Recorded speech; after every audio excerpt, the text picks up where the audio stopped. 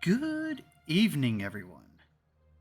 It is just after 9:15 Eastern Standard on a beautiful Monday night. Getting ready to dive into some more Dungeons and Dragons. I'm joined once again by my dear friends Hammer God, Nolly, Tiger Soul, HK, and Lord Offler. We are diving back into Telriel, where our heroes, the last time we gathered, they had just returned from their adventures in the northern region of the kingdom, finding themselves back once again, or for the first time, depending on which character you spoke with, in the Telriel capital of Worldport. After getting some bearings within the city proper, our heroes meet Evany's adopted father, Oladris the Archmagi of Telriel.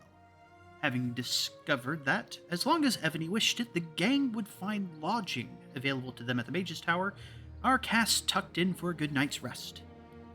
With some town-based exploration, maybe even some shopping and crafting in store for their immediate future.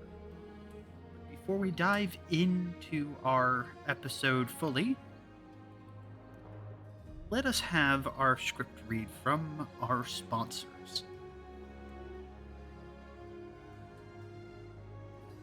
Hey, you. Yeah, you with the dice bag. The growing Funko Pop army.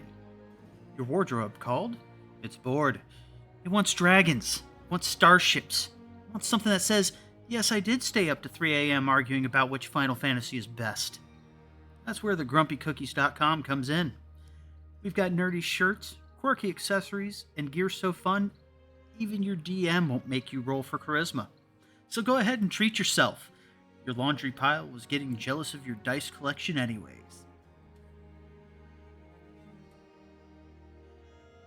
All right. But with that all said, my friends, let us get into the chat with my players and let's see where we're going to go from here. Buy Expedition 33. Just buy it. Oh, okay. This is not a promotion. This is not a promotion. This is not a promotion.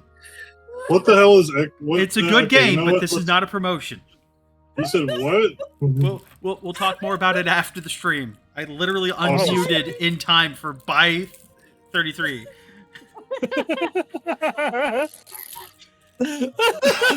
Sorry.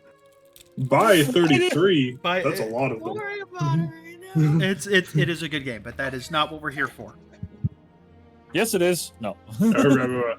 I don't. Oh, there it is. Okay, so Surprise. This is not a paid promotion. as we rise up in the morning,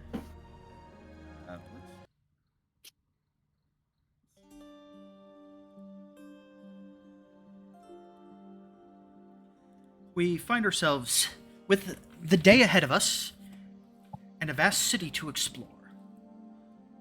I know of some of the objectives for crafting that some of you have in mind, but that aside, we need to find out who wants to do what with the downtime that you have before you. I do know that some people have some library runs that they wish to partake of. Some have desires to go to the Temple District, and everybody wants to go shopping at some point. So who wishes to take the lead in today's more recreational-oriented activities? Not it. I was about to say you should be it because of next game. I believe we heard a volunteer speak up. Oh, could don't split start up a that little bit. bullshit. Don't start that bullshit. I've asked you guys what orders you want, and you haven't told me a damn thing. All I know is I got a Suki blanket to make for Vernon. That is it. Oh, shit, Vernon I would forgot to also- message you. Vernon will also take a cool tabard. I asked for potion pouch. What are you talking about? I heard someone wanted. Oh, yeah, I forgot about this. But that's more leather worker. Yeah, it is. Especially if you want to keep Leather. herbs fresh. A leather bag is better than a Fair. cotton one. leather would be less reactive if anything spilled as well. It's true. Yes. Of course.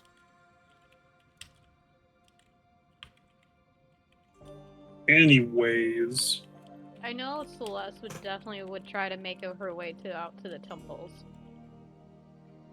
Like for an actual prayer session. I'm gonna look at something real quick.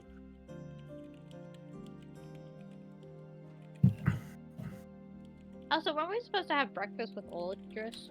Yes. Yes. Yes. Yes, we do not fuck with the old man. Let's Yes, that's right. That's right. So, thank you for reminding So- me. So before any of that happens, before any Off the any arcade. extra activities happen, considering Cell is about the only person other than Cal that is not staying in the Mage's Tower, Cell, you wake up to weight upon your chest. Not a lot of weight. Maybe about somewhere between 7 and 10 pounds of weight, just sitting with a low, warm rumble on your chest. I'm going to go ahead and ask. There's not like the hold on, I gotta pull up my notes for his name. I keep forgetting his name. Cell sleeps with warm rocks. 2 seconds here. Xanaric, right? Yeah, Xanaric. It's not like Xanaric has like a shop pet or like a personal pet No. he keeps on a premise, right? Okay. No. Just wanted to make sure. Yeah, so with the weight on her chest, she kind of, like, when she starts coming to, she just freezes. She doesn't even open her eyes yet, she just freezes. There's like almost a soothing quality to the rumble of this thing sitting on your chest. And every once in a while you it feel a very warm? faint... Oh yeah, it's a little toasty. Like not unpleasantly warm. And you feel a faint like thump occasionally of like an appendage just gently rising and then laying back down occasionally as it's just breathing away, rumbling away on your chest. So I would say Cell makes almost like this like panicked whimpering noise before she opens an eye, like just cracks it ever so slightly to see what is on her. You see a little, very small, almost house cat sized little reddish dragon sitting on your chest, looking at you. I would assume at that point she immediately recognizes that was Cal's dragon, right? Yes, that is Sarah. Yep. And Yeah. the Yeah. moment that your eyes open, she lifts her head, and you have been around Sevros long enough that you recognize the reptilian smile of satisfaction as she's looking at you, very proud. She goes, "Oh, you have awoken." You hear her voice echoing in your head. "You mustn't be late." She breathes like this giant sigh of relief as like her body stops tensing, and she's like, "Oh, thank God. Hi, good morning. I'm not gonna be late for breakfast, I promise." And she'll probably start starting to try to sit up. She looks at the window where the sunbeams are kind of coming in. She goes, No, I was going to give you another 10 minutes and then I was going to start.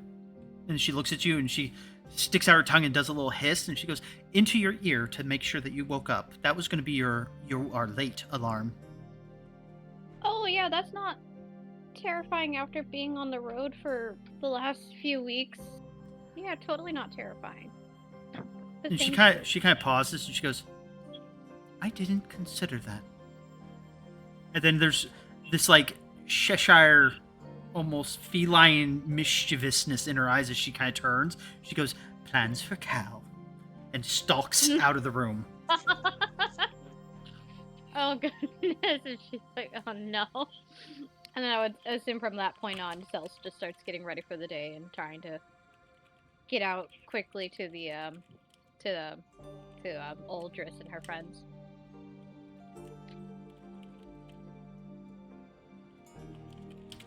maybe saying hi to everybody as she's trying to run out of the door.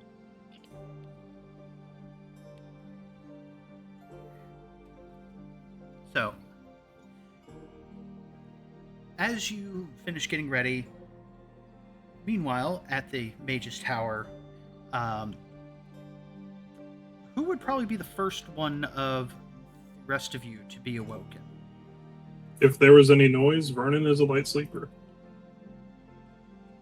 I'm gonna say right now, Ebony's at home, therefore she is not giving two cares to the wind right now. She is sleeping in. Also, Vernon tends to try and wake up the minute the sun rises.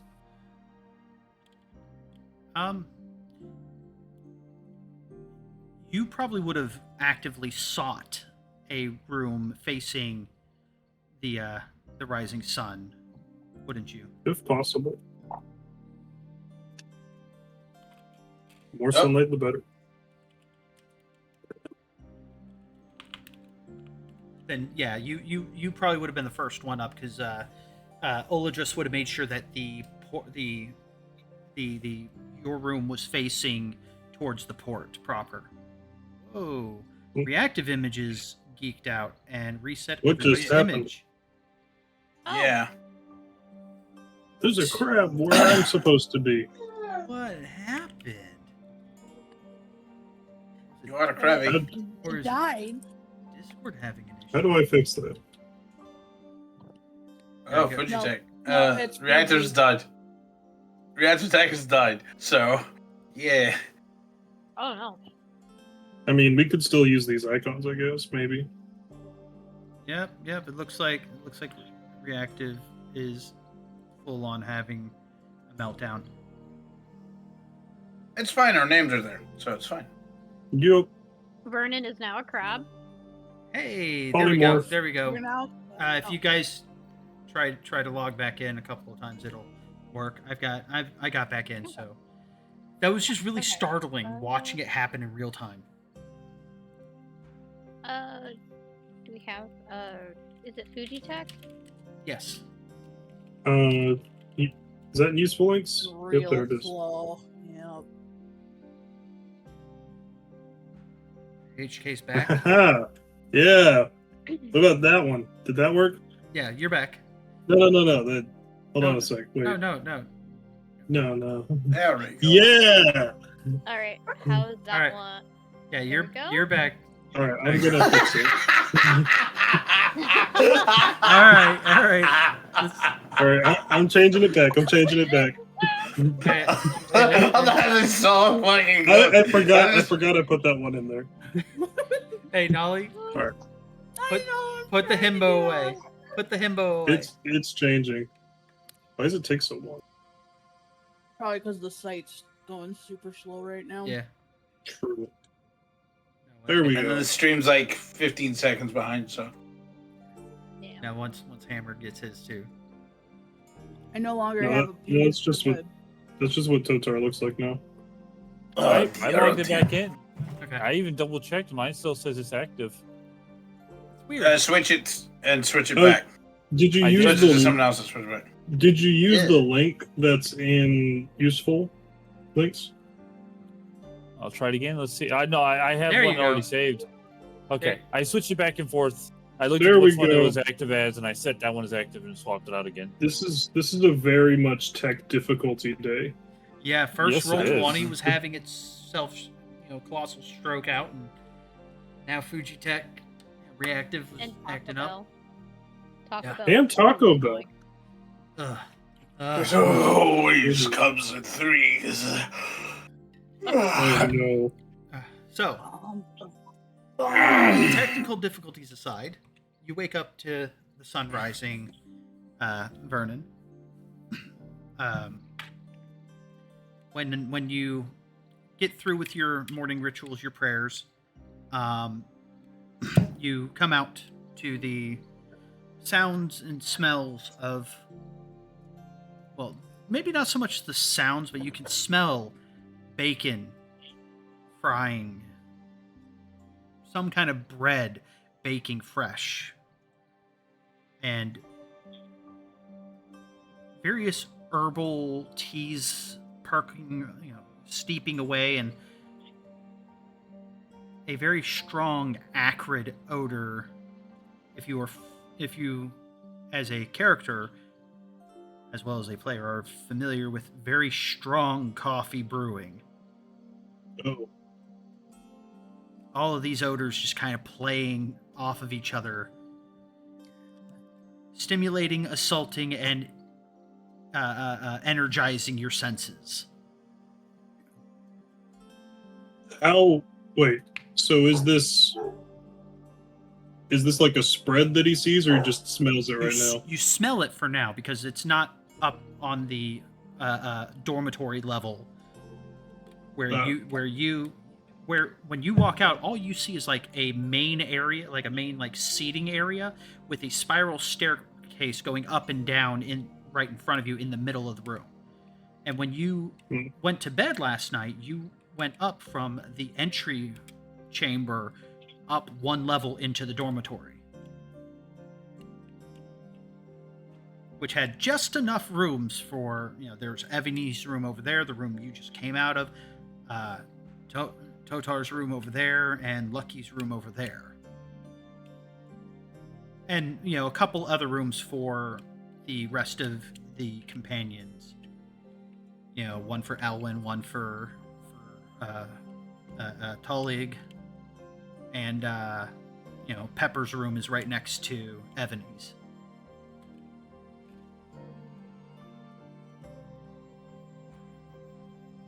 About that time, He's definitely going to head downstairs.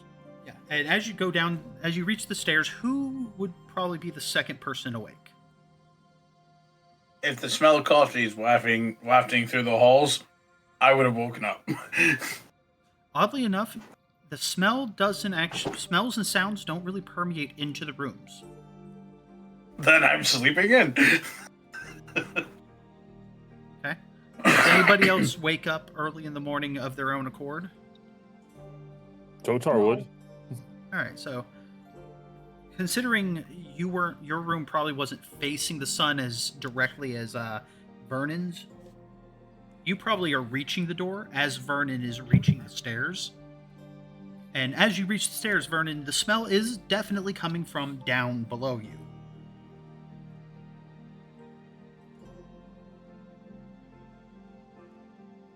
As you see Totar come out of his room.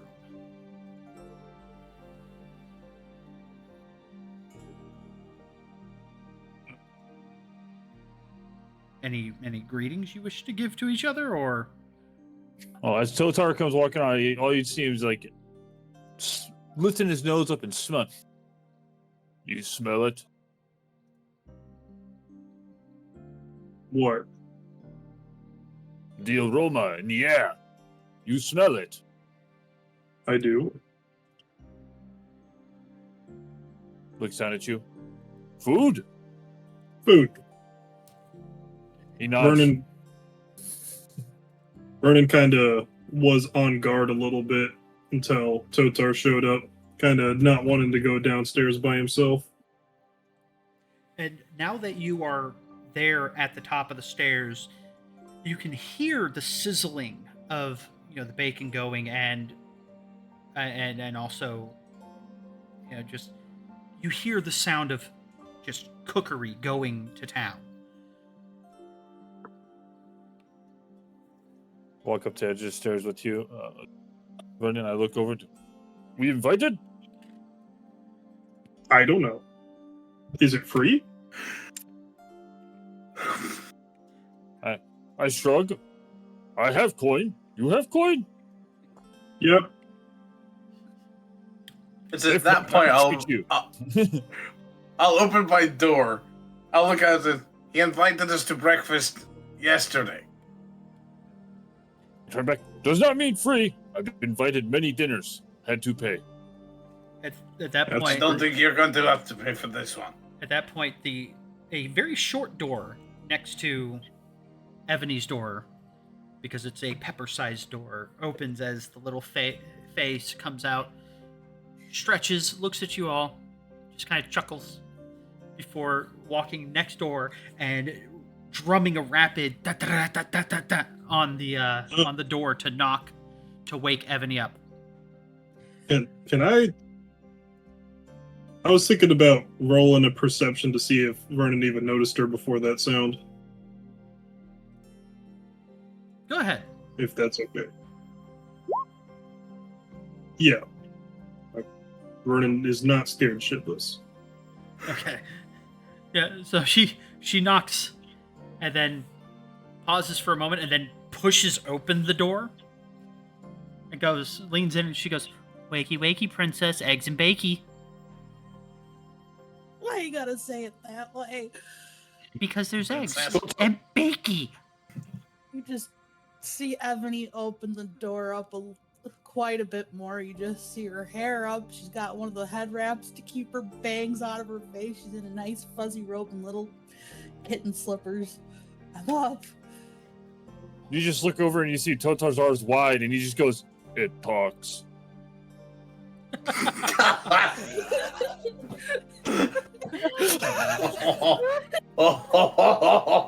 It shots talks. fired.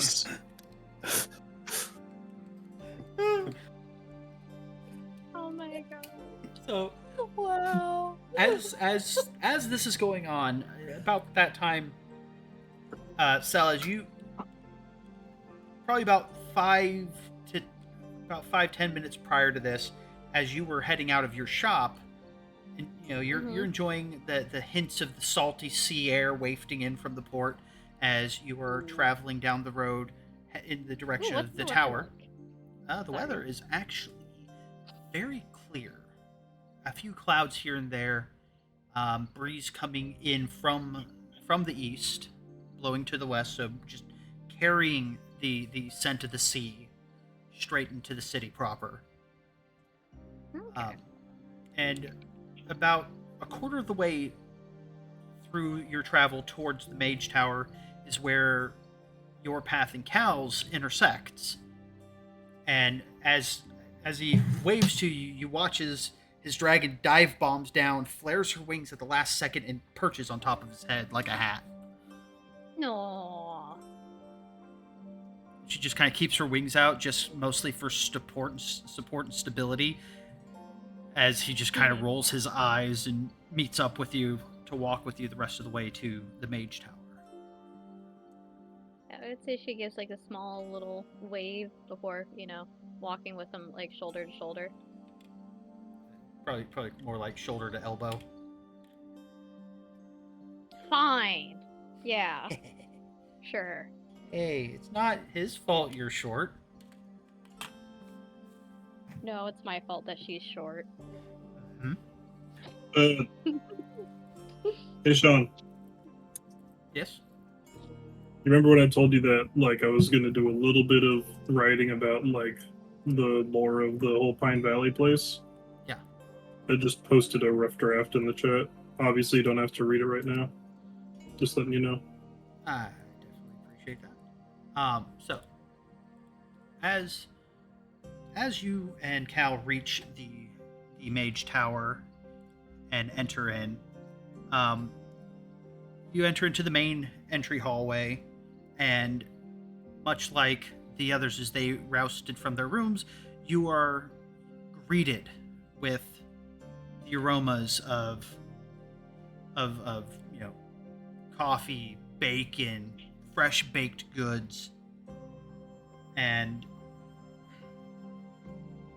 there's nothing in the main entry hall. But Cal immediately heads towards the stairs. You've gone through this before. You know that breakfast meals in general are served upstairs. So as you go up the stairs, and Tullig and Vernon and Thotar and everyone comes down, you guys meet on what is now the second floor, which is a vast dining hall where on one, probably about a quarter of the outer wall of this room is set up with griddle surfaces and ovens, and you see floating cookware and pots and stuff. There's nobody physically manning any of the stations, but there's equipment operating, spatulas flipping bacon, whisks and bowls whisking up eggs for scrambled eggs. There's eggs frying if that's what you're wanting, and trays, of floating oven mitts with nobody holding them, but the oven mitts are operating like there are hands in there pulling out trays of fresh baked biscuits. And as you guys come up, you see a long table with Oladris sitting down with a folded up series of pages, which is quite literally a newspaper. As he's holding a mug of coffee, as you see a pot float over and top off his mug before floating away again. And he looks to you all and he goes, "Well then, children, come, have a seat. And merely think of what it is you wish, and it will be brought to your plate. Do not worry about wastage. Anything that's left over will be served out to the village." He slurps some coffee and goes back to reading his daily news.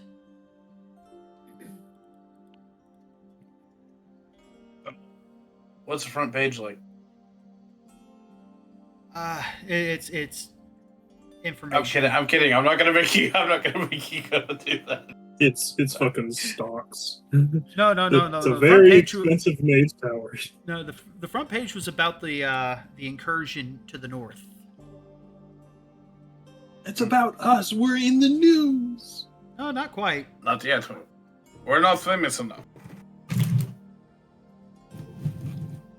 Or infamous enough. Anyways, There's an operative word that was used there. Yet. it's enough. But yet. But yeah.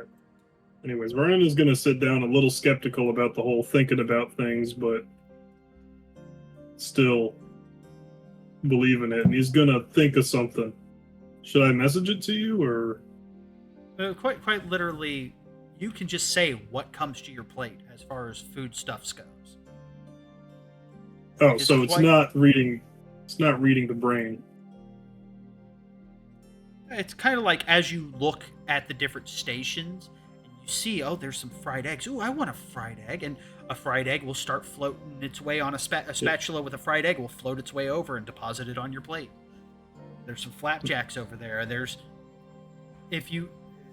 porridge. There's literally grits and oatmeal. There's cheese. There's whatever you might want, breakfast-wise.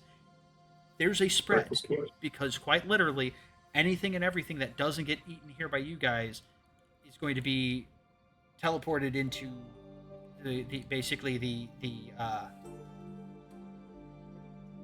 what do you want to call it, like the homeless Homes? kitchen, the homeless kitchens and whatnot. Yeah, soup kitchens. Soup kitchen.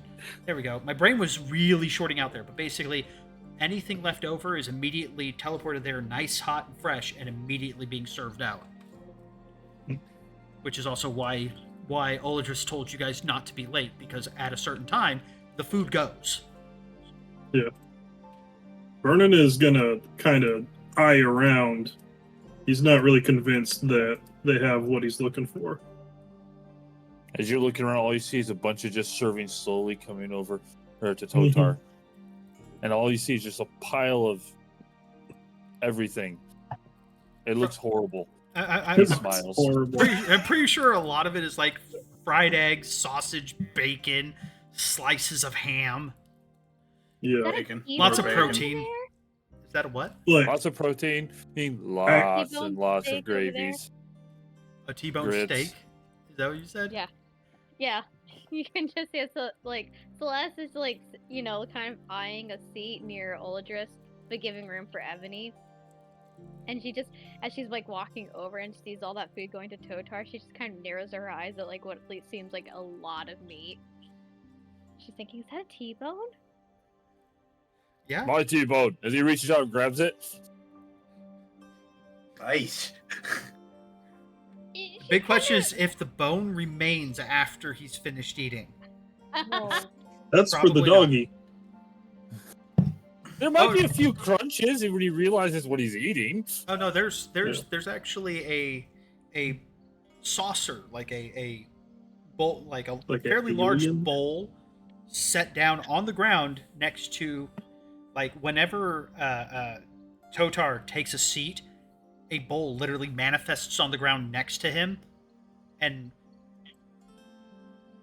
Beast kind of looks over at the spread, and you see spatulas coming over with eggs, bacon, meat, so on and so forth, comes floating over and drops into his bowl. I look down, it's all a bunch of meat. I grab a handful of my my gravy and I slop it on there. What? So you don't choke. Is there any sausage? Oh yes, they've got it links and patties. And Vernon is looking crumbled up and around. cooked into gravy. Vernon is looking around at the sausage, trying to find blood sausage. Mmm. A man after my own heart. Yes. He's looking for blood sausage. He's looking for pickled vegetables. He's looking for any kind of fried bread. Yeah, there is blood sausage. There's plenty of pickled vegetables. You've got pickled celery, pickled carrots, pickled radishes. Perfect. Guys, I'm hungry now. Thanks. I just had dinner. I'm hungry. Listen. Meanwhile, As for oh, As Go for ahead. Lucky, you're gonna be sitting there with a full English breakfast spread. I mean, like a big fuck off play of it, and he's gonna have his own pot of coffee, which smells slightly of hazelnuts.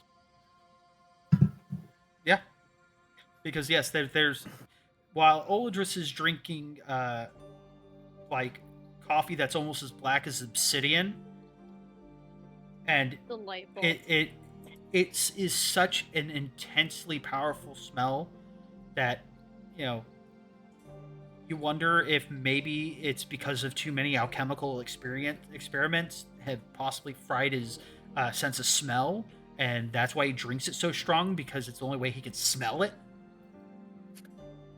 Either that, or the man just doesn't sleep enough, so he needs extremely high quality caffeine intake.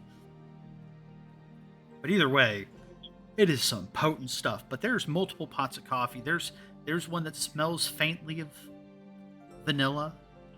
There's the hazelnut one. There's one that Nice. has a interesting cinnamon aroma. oh, There's also Uh, quite literally a warm mocha. Nice hot mocha. There's almost any kind of coffee combination. There's teas, there's herbal teas, there's green teas, black teas, all these teas. Not really the tea to spill, but Aw, damn. that's about the only kind of tea he There's doesn't always have. tea to there is always tea to spill. Do not lie to us. I'm saying Oladris doesn't have any tea to spill for now. for now. Totar looks for a glass bottle. Brass bottle. A glass bottle. A breakfast wine. Put your fingers to your temple and levitate it over to you. There's again, he doesn't have to do any of that. It's literally You can there's pretend that he's things- doing it. There's literally bottles, like there's orange juice, there's apple juice, pomegranate juice. Name a juice that works really good for breakfast, there's probably a bottle of it floating around. Meanwhile, Ebony's over here. She grabs like some egg Benedict, some oatmeal with the berries, some matcha tea, put some honey in it, just Yeah. like this is normal. Yeah. This is literally what Oladris does every morning. I Yeah, could get used to this. I would say like settles down and looks over, kind of watches as a mug of English breakfast tea with some cream and sugar is brought over, some fruit, some oatmeal, maybe a croissant. Oh, wow. I like one of those. Yes. Yeah. There's biscuits, there's scones, There's, and when I say biscuits, I'm talking about like Southern style thick buttermilk biscuits. The kind Aw. if you accidentally overbake it too hard, it turns into a deadly weapon. But if you do it just right, it's just fluffy and pillowy. So you mean a scone? No. Honestly, scones and Southern biscuits are not the same.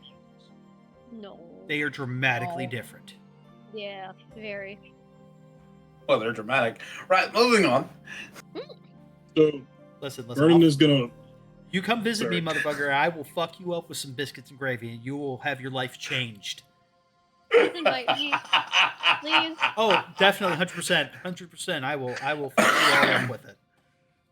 At least I won't have an aneurysm watching you make biscuits and gravy. Whoa. Oh, I feel that was targeted. I was very specifically targeted at someone here. I Anyway, wasn't What even did you listening. do? No, anyways, I that's wasn't the conversation for later. But no, seriously. yeah. So you guys, Vernon is gonna make his own plate, not trusting the magic to do it properly, as he makes it as if he's made it 1,000 times before. you have a bit of resistance because there's no spare utensils lying around. They're all floating around working, like cooking, actively cooking, loading cooked product into trays as if preparing them to be served elsewhere. Because quite literally, once you guys are done eating, once a certain time has passed, everything's going to go get served to the masses. Vernon doesn't. He doesn't want anyone to do it because they'll do it wrong. So the DM says, "Shut the fuck down." After breakfast. It takes a while before you're able to, eventually Oladris kind of notices you, looks at Ebony, raises an eyebrow, and then that raised eyebrow wiggles slightly as a serving spoon zips across the room into your waiting hand. Spectacular. Vernon makes himself a plate with a fried piece of bread on the bottom with some pickled carrots and some pickled beets, some sour cream, and some blood sausage. And as he's about to leave, he takes a curious look at the baked goods and notices the donuts. I'm assuming there's donuts. There is now. Yes. there's various kinds of fried dough. There's the nice rings. There's also the donut holes because nothing goes to waste. There's bars. Basically donut bars. There's even some that are they have stuffed. Sweet bagels. He grabs a donut. Did you say you were leaving? No, I said. Oh, Vernon said, "I see there are sweet bagels," and then he grabs a donut. All right. So did he get one of the just regular cake donuts, or did he get one of the ones that happen to be glazed? Probably one of the glazed ones because it looks like a bagel. And it's shiny. Shiny. Shiny. As he walks by a tray of bagels. Sweet bagels. No, I mean, as in you went for the sweet bagel, then you went, and walked by, and there's a tray of bagels now there. Because you thought of it. Bagel. Bagel. Bagel. But yes, as you all enjoy your hearty breakfasts, eventually, as you guys are finishing up, enjoying your coffee, getting topped off, Ola just folds up his paper, gives it a little shake, like they do in the old timey movies and everything, and it's gone. It just disappears. And as it disappears, he claps his hands together. You watch as just in a rapid succession of little pops as little vacuums of air are suddenly filled. You watch as every last tray of food loaded to the top just vanishes from existence.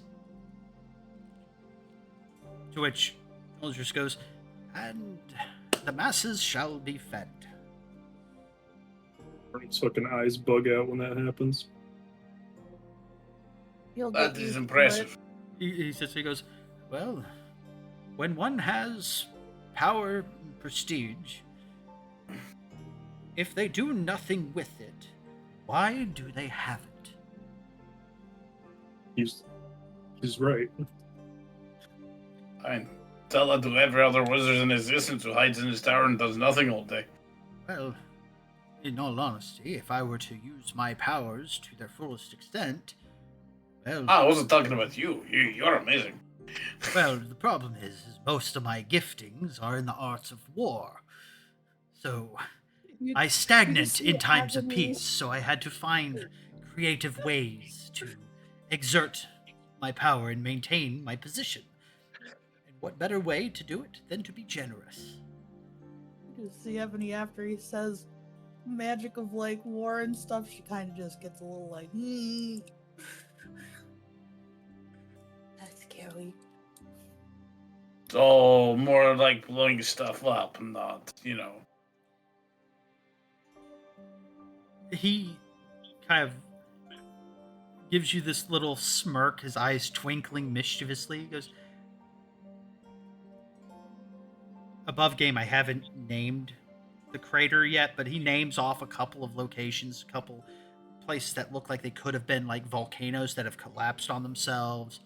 A section of mountains to the far east or far west of the kingdom that are missing a chunk of the mountains. He goes, you know those locations? I did that. Over Very 100 years impressive, but ago. yes, you would have surprised. 100 years ago. You look good for someone over 100 years. Damn. Magic is a wonderful thing at times. I've been looking with like 1,000-yard stare. I'm like, is it? Vernon looks over to Ebony. Wait, 100 years? How old are you? Ebony actually does look at Aldrich. Wait. How old am I? She doesn't even know. Oh no, she knows, but she's just doing it for the theatrics. Well, I mean, Right the flowing road. Oh, he sits there. He sits there. He starts like counting on his fingers.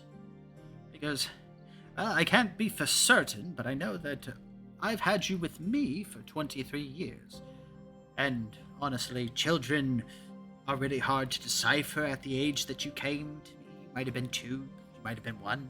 You might have been 5. I really don't know."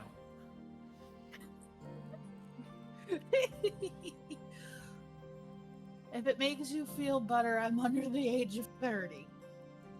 Are you sure? Oh, quite okay. certain. Okay.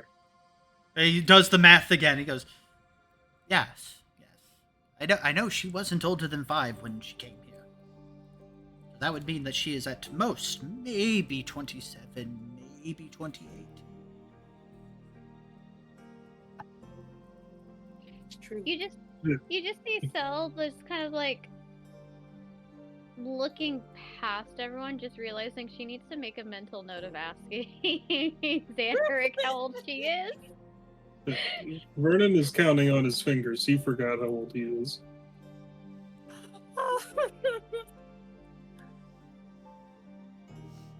Like she's nodding as if she's a part of the conversation, but it just clicked. She has no idea how old she is exactly.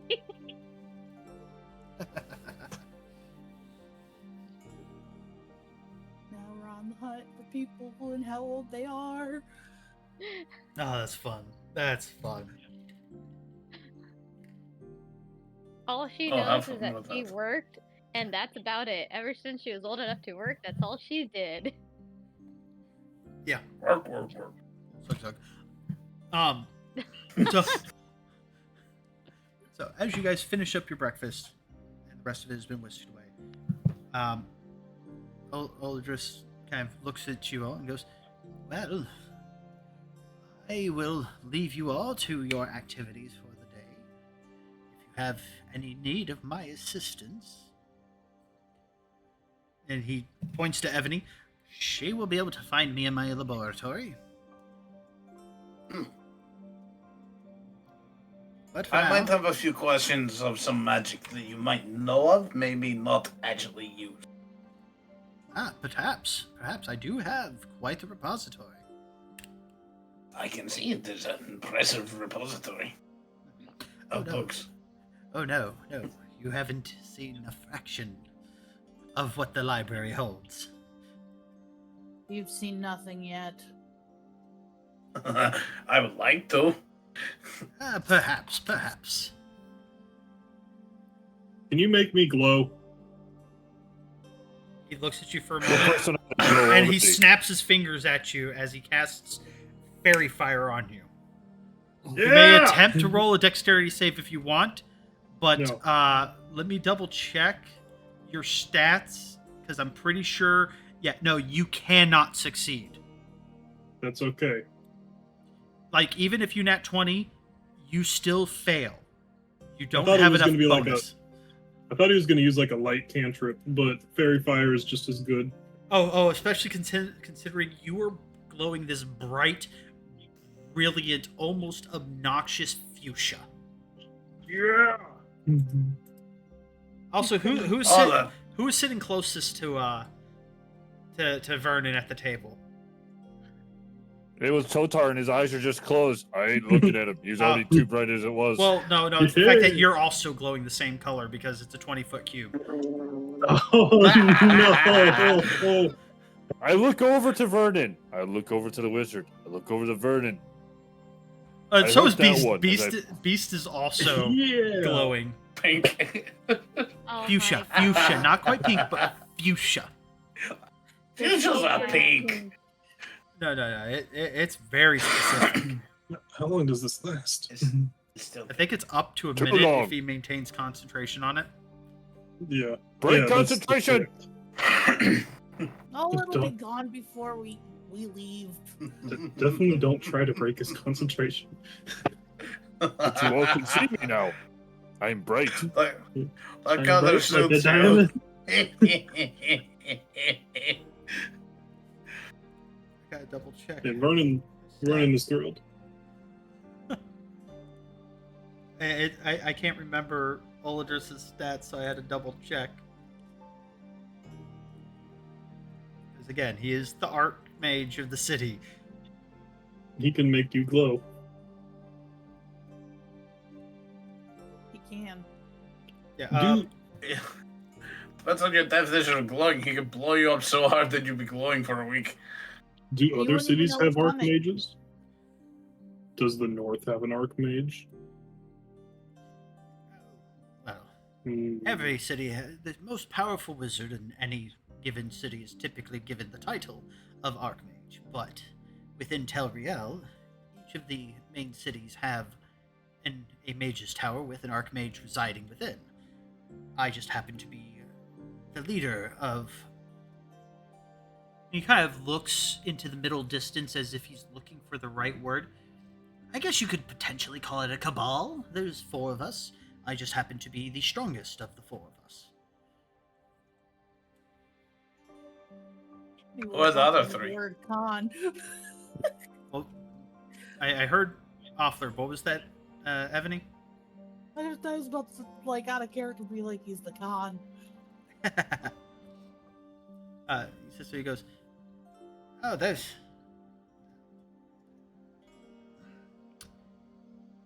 one of which does not like to see the light of day very often.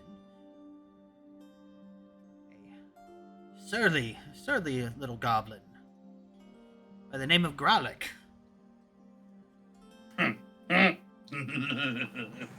He resides over in Castaroth. Isn't Castaroth the warish one? No, that's the mining city. What's the warish one's name? Let me- Oh, I don't know if you Parnas. have it on you. What, was it Parnas? No, that's the one right up in the corner. It's We don't have to answer that right now. I'm still doing the writing. damn. Faran. Faran is the war one, and Silren is the ship building one.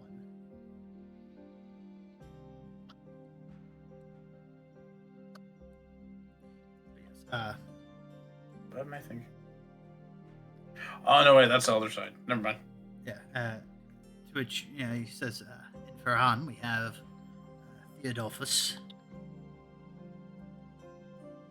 and over in Silren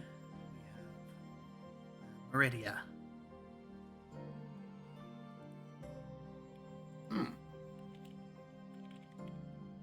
Is there any of them we should stay away from?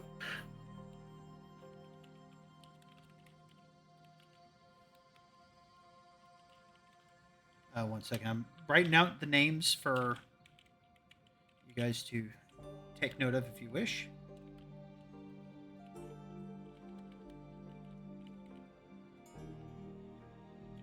We should probably do that. Taking notes is a good idea. Yeah, I don't know if the names that I wrote out are spelled correctly. Has anybody taken notes or? Ebony's really good at it. But those are the Yeah, names. we are. But yes, so he says, Harry, when you say that, he looks at you. He goes, all of them would be well served to not piss off, but Thoran would be, Theodulfus in Ferhan would definitely be the most unpleasant should you instigate. He is not quite as level-tempered as I. And while Growlick, if you happen to annoy him, he might inconvenience you, but Theodulfus tends to let his actions speak for him. Oh, he is one of those. Okay. Well, it's kind of hard for him not to be, being a avid follower of Bane.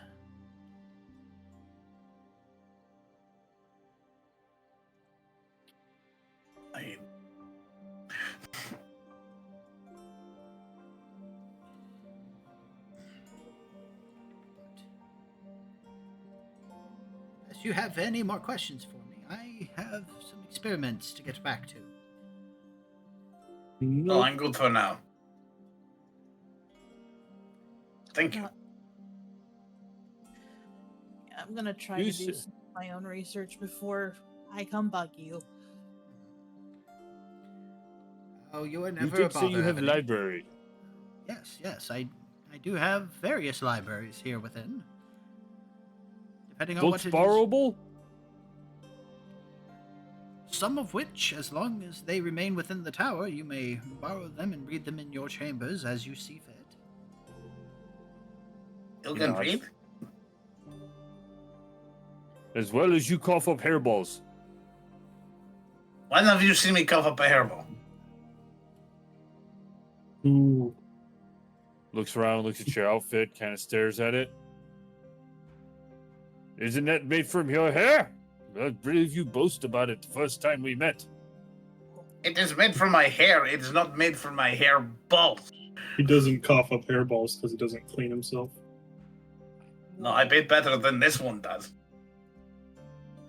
Ah, protective coat! As he pats and dust flies a little bit. Whoa. We're making him have a bath at some point. The moment that you pat yourself and dust flows, you don't realize it at first because it was very subtly cast. Everybody else notices as the dust starts to sparkle away, as Oladris is kind of wiggling his fingers very subtly, casting prestidigitation. He's glitter. All of a sudden, you just you see Totar smelling. I smell clean. Oh no, he's literally just cleaning up the dust that you projected. Oh, okay. I thought he was cleaning. He's not cleaning Okay. you yet. Oh my god. Oh no, when he goes to clean you, he's literally just gonna hold person you and dump water on you. Yeah. That's funny. We need to give you a bath. Like, I swear. I maintain good hygiene, I think but there's a I'm out bathroom wild. down the Wild road. need coat.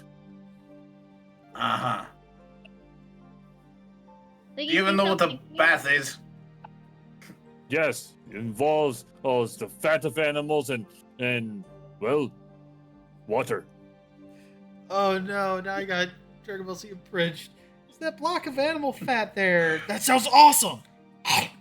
Oh, that tastes nothing like what you said! You know. You see Cell thinking, and she's like, I think you have to pay extra for the animal fat at the bathhouse. You ever tried eating soap before? Does not taste Oh, good. that reminds me, so we should probably go over there. We do. Wait, there's a bathhouse? Pepper immediately several. perks up and she goes, Spa day? Spa day.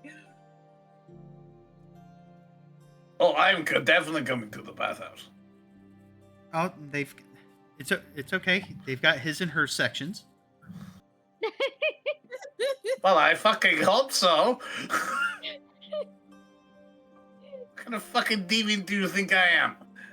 Don't answer that. You stick your finger up and he puts it back down. Like you say that, and Pepper goes, what kind do you want to be? Oh, is that an invitation fairy? She just Vernon smirks, visibly flutters her frowns. wings. Ebony's just taking mental notes right now and says nothing. Grimaces that she'd like to immediately leave this conversation as quickly as possible. And Cal just takes a big sip of his tea. What? She started it. You did not need to finish it. And Cal, Yeah, you don't. Cal just goes, "Don't let her finish it. Don't let her finish it." Well, as long as she doesn't Don't let her ask finish for my it. firstborn, she should be fine. That's like, you just see Ebony like, she should finish it. You're... She may not always come off as it, but there are times where she is a chaos gremlin. I would ask if there was a spell that made you guys stop talking, but you'd probably be into it. Olatrus has already left the room. You And- see Cell sitting there, and she was like, I don't think this is supposed to be one topping the other. And as soon as she says that, her mouth just like fucking. And Pepper jumps up on her chair, looking at Cell, wings fluttered, eyes wide, and a very excited, emphatic expression on her face. No, I think you accidentally dragged yourself into it. Look, she just starts blushing, and then she just literally hides her head on the table. Like, she puts her forehead to the table and wraps her arms around. Like, she just starts looking thirsty. Wow, talk about shoveling your way into that one. Wow. Now I know who have the dirty minds in this group. To which Pepper sits there and she goes, "Oh no, dear, everyone has a dirty mind. Or else they're just lying about it." I look at Vernon. What do you want from me? The truth. I could give you the truth. That's all you're getting from me. Oh. What, you think I wanted more? No, you No. are not my type. Okay, good. Whoa. That sounded like threat. I What? don't feel threatened. Not my I'm type? not How is that anymore. not a threat? How is that a threat?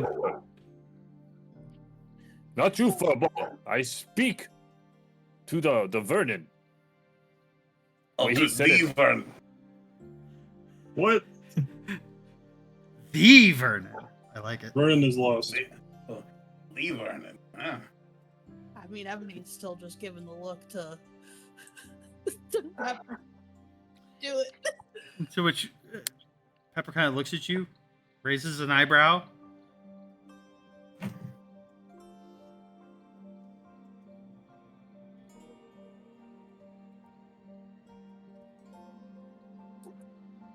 She's still giving the look of just do it. She switches eyebrows. I mean, we're waiting. What are they looking at Vernon? No, they're looking at each other. Pepper and Ebony are looking at Okay. each other. gonna Pepper's say- Pepper's sitting there, basically staring back with an unspoken, "I need to hear this." What? Just say it, Pepper. What? She is verbally saying, "Say it." What's happening? Is, What's happening? is she saying it in common? Yes. Uh, She's about to get up out of her seat and shake Pepper. What's happening? Say it, damn it. To which she sits there and she chortles and she sits there. She goes. She sits there. She looks at Lucky and she goes, "My dear, I don't think you could handle anything and everything I would throw at you if you really, really wanted it. She's throwing things. I don't know if you would even be able to remember it after I was through." Whoa. She's dragging you. There's one thing you're misunderstanding about this entire situation. Challenge accepted. Okay, Vernon has left the room. Say, Sel just kind of lifts her arm up from the table and looks at Ebony with this pleading look of like, "Get me out of here. Get me out of And this." to which or Pepper kind of leans over towards Ebony and she says she says in Sylvan, she goes, "Would it be too bad if he came back broken mentally?" Ebony just gives her a look of, "Please, no, we still need him."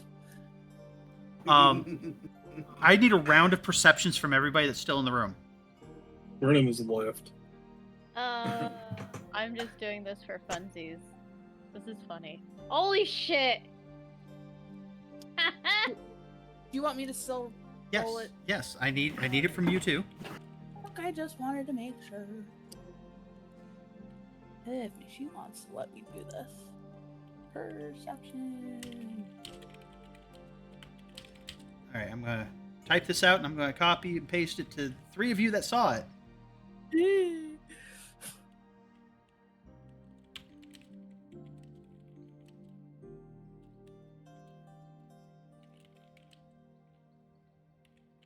Ebony just gives Sal a look like, "Don't worry, I'm no longer gonna ask questions. This one."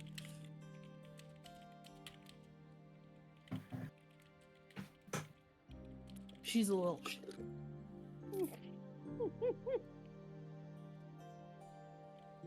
Ebony might be a little quiet, but she's a little shit.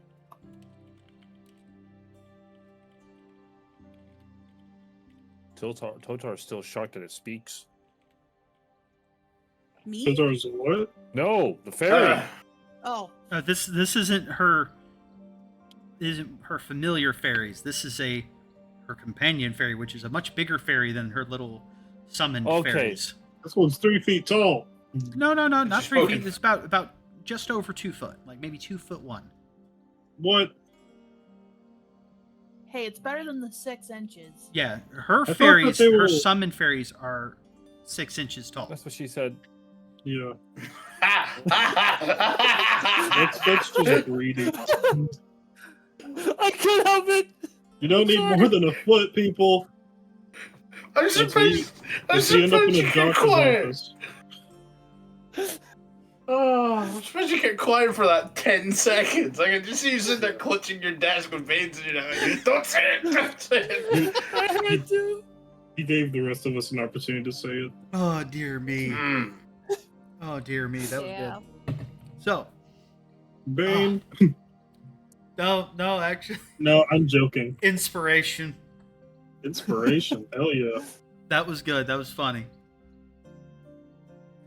Oh, Very, very funny. Well, thank you.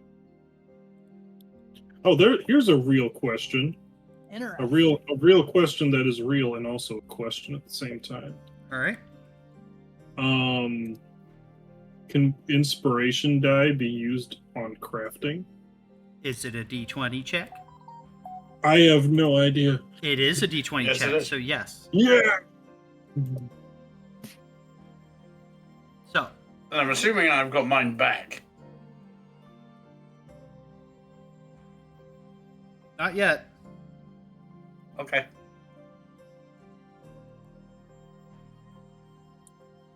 Interesting. So, with that information, you may now all scatter about and do whatever activities you guys wish to do with the rest of your day. Apparently, I have a date with the Fae. Oh no. At some point, They eat people, you know. not all of them. I I think think Pepper Lucky might would. be into that. Mm, And now I just have the I'm- headcanon of Lucky laying there going, for me, baby. Oh! You did Pain that to to the end. yourself. I just, I'm Pain having to the nothing end. to do with that. I just afflicted myself with psychic damage there. yeah. Yep. Oh, and the rest of us, it's collateral. I wasn't suffering alone. You know what? You know, But sometimes suffering it's better together to is- suffer alone. He's right. You did this to yourself. Burden shared together is way more hilarious. Yes. Yeah. That's what the quote is. So, anyways, For me, baby. Holy shit. I'm gonna throw a rock at you. Don't throw Oh, a fuck. rock at me. That's what the DM I'm gonna said. throw a rock at both of you. You said the same thing though. You gotta remember, you know, throw a rock at you. You're not God. Not much is gonna happen. Throwing a rock at the DM, that's throwing a rock at God. Bad things happen. I spite God every single day. I spite God just by waking up. roll for So wait, initiative. so we are Anyways, so we are throwing rocks at God now? no. Anyways. No. Anyways, so seeing as you left first, Vernon, what are you going to go get into? How near is the blacksmith district? Or the crafty zone, the place so where people craft things. here in the center of town, or the central district, where the main keep of the city, the mage tower, and all the guild houses, there's all the different crafting guilds out here. So if you're wanting to just potentially put your hammer to work, and not necessarily work for your own products, you can find work here. That's true. But if you guys are wanting to do a shopping run and getting resources for particular projects, I would rather have you guys all go at one time. Above Well, I do Brennan's need not shop. going far. I was just thinking about having him look around to maybe see if there's any kind of glass workers nearby that could turn the little glass beads that he found into beatable, stringable beads. Yeah, sure. Here, have all the glass beads. 20 beads from you freak. What the fuck? Hold on. Hey, You told me you wanted these. All 337 of them, to be precise. And you call me king. That's Jesus. a big number. I think you made it up. Yeah, you wanted them. Yeah, so. All right, So? Why are you calling me weird, though? What is Anyways. roll me an investigation check. Yes. That's on my character sheet. I would think it's on. I would I mean, hope it might not be. No, it's there. Well, I could Everybody just has. roll a base d20 because I probably don't have any bonus to it. Let me find it. You might have a negative. Investigation? No negative. But yeah, Yep. Yeah. Just, It's just a flat 20. pretty much. it's a flat d20 for you. All right, and Wow. basically, unless you rolled a nat 1, you would find it eventually. I just wanted Yay. to know how long you were stumbling around going, well, what about over there? What about Ooh, over yeah. there? Little did you know, he checked over there 4 times already. Vernon's got dementia. But no, you actually find it in relatively short order.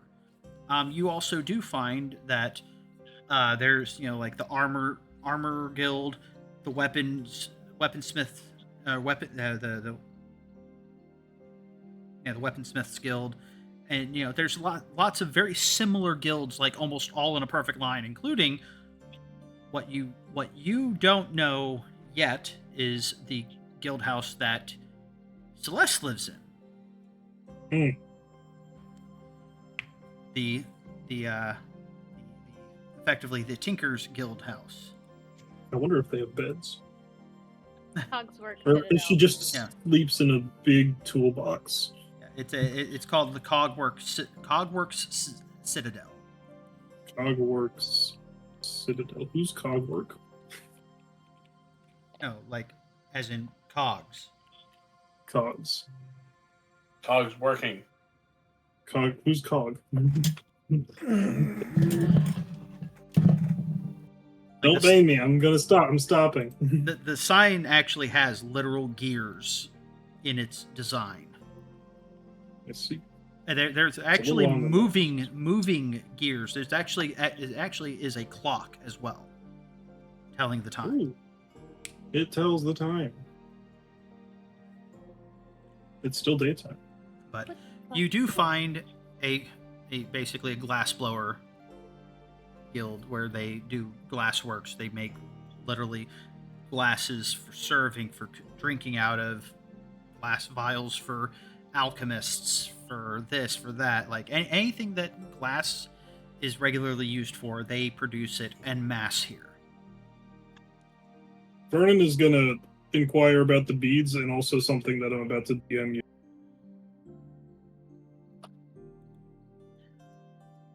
My little puppy. Let me see here. Where is we?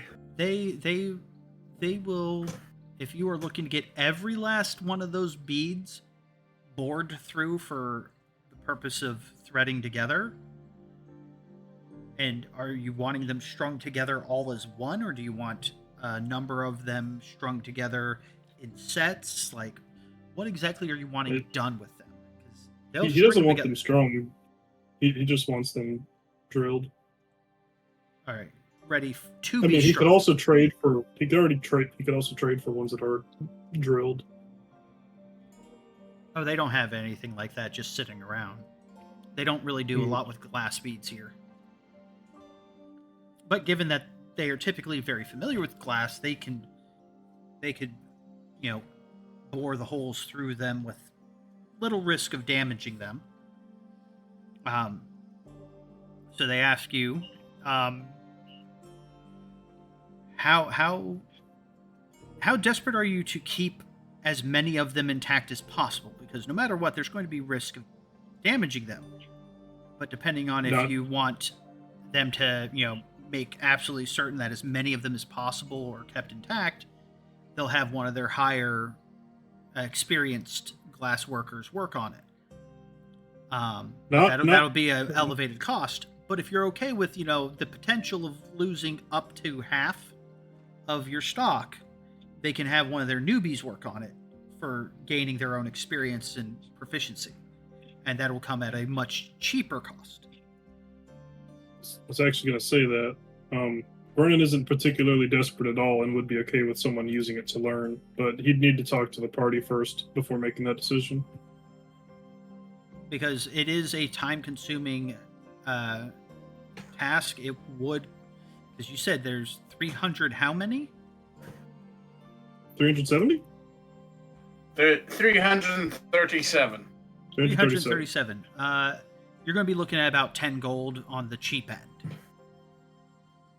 And that's because, cost of services that is provided by the guild, and also the cost of the individual doing the work.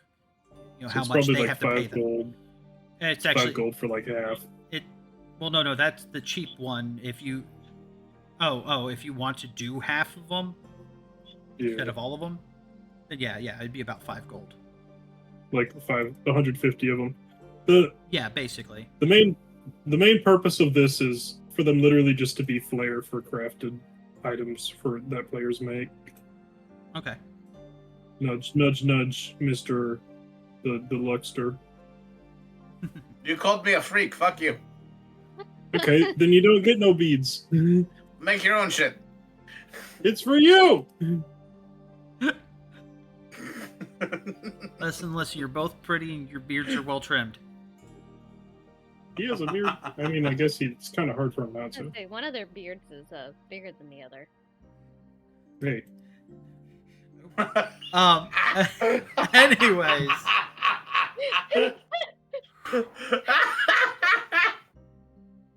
it's about how you use it.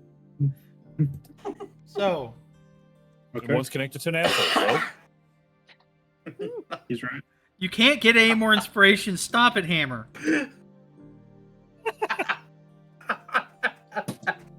That was so slick. Oh. We have fun here. Oh, okay. Moving forward.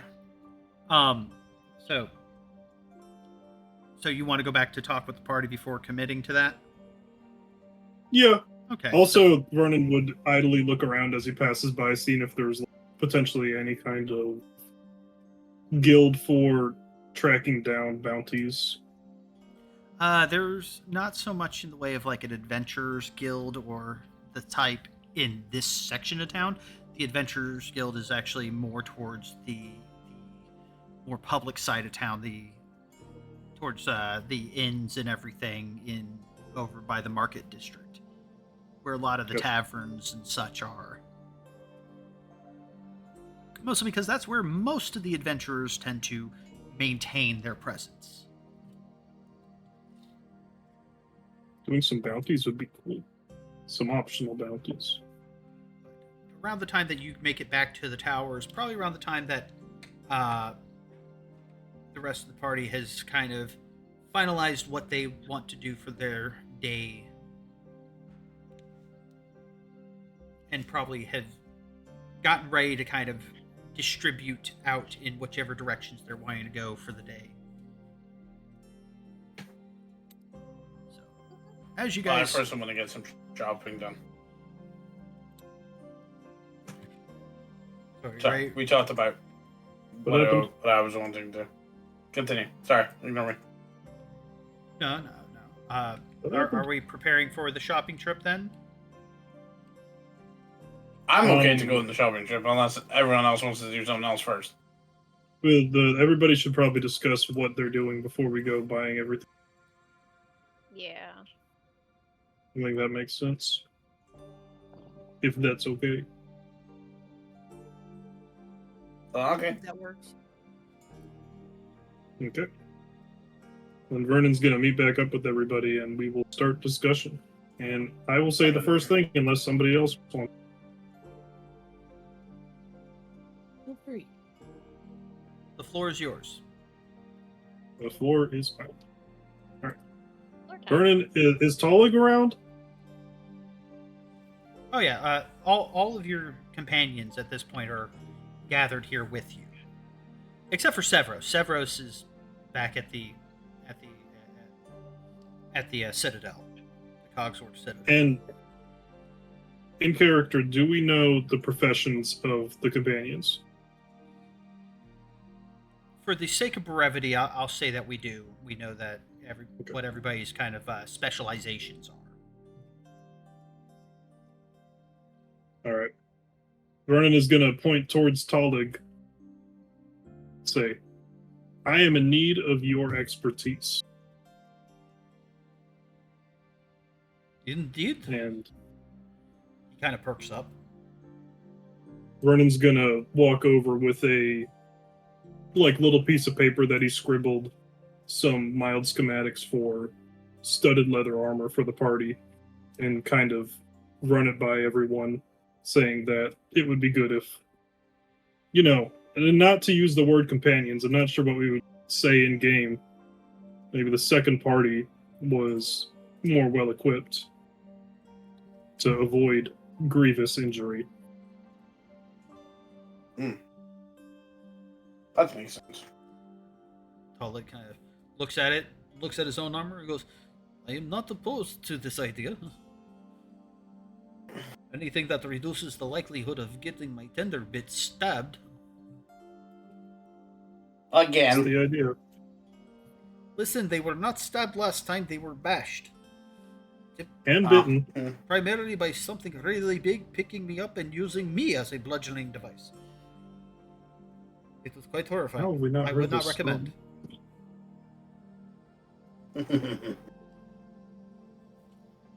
But,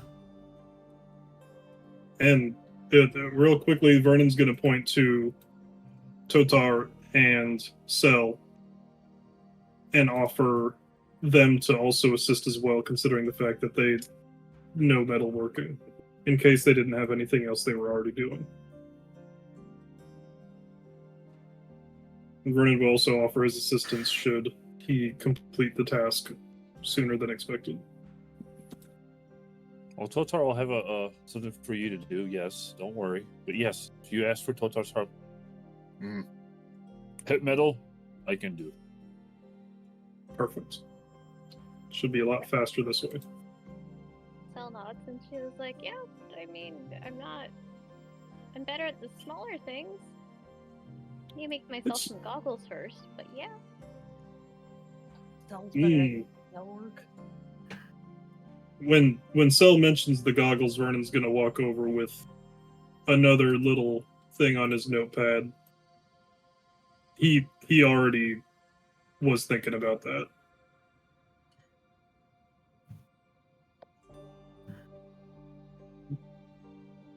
He drew some little bifocals. Obviously, you could improve the design.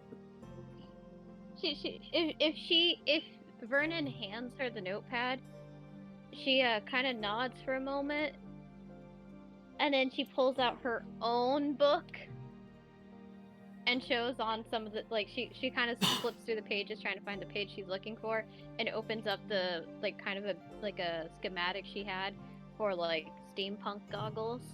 You like as she's flipping through the pages, you see like partially done schematics for, you know, various gears and motors that kind of interact together with chains that wind up, and like you don't understand 90% of what she's showing you. She's flipping through the pages because, you know, even then she's not fully certain exactly how to incorporate it into the grander design that she was trying to put that one in particular together for, because, you know, it's all science experimentation. You know, trying to figure out how to make that thing work the way that it worked in her mind. But these designs are pretty close to completion, at least as a baseline level. And as any inventor knows, once you make the first version, it's time to upgrade. Yep. All right. Vernon's gonna scratch out his little bifocals and kind of nod eagerly. Pretty glad with your design. Mm-hmm. She does like this one little single nod, and she was like, if you ever have ideas though, I am open. And she you know, thumbs her way through her journal, and it's a thick journal, but she thumbs her way to where there's a good quarter to like a third of the journal where it definitely looks like it's been undisturbed, and, you know, she kind of flips through all the empty pages, and she's like, I have plenty more room for more ideas, or your ideas, or all of our ideas. I have one. He has an idea. So, Have you ever made a skeleton? Skeleton? she's like, I haven't made one, but I've been studying some designs. She kind of sits there and she sits there and pauses for a moment. She's like, my boss? Yeah, we could call him. My boss has worked on some designs, and I've kind of seen some of the concepts he's used, and I would like to make my own. Wait, real quick. Why would you need a skeleton? Okay, I did hear that correctly. Yeah. Vernon thumps his chest. I've already got a skeleton.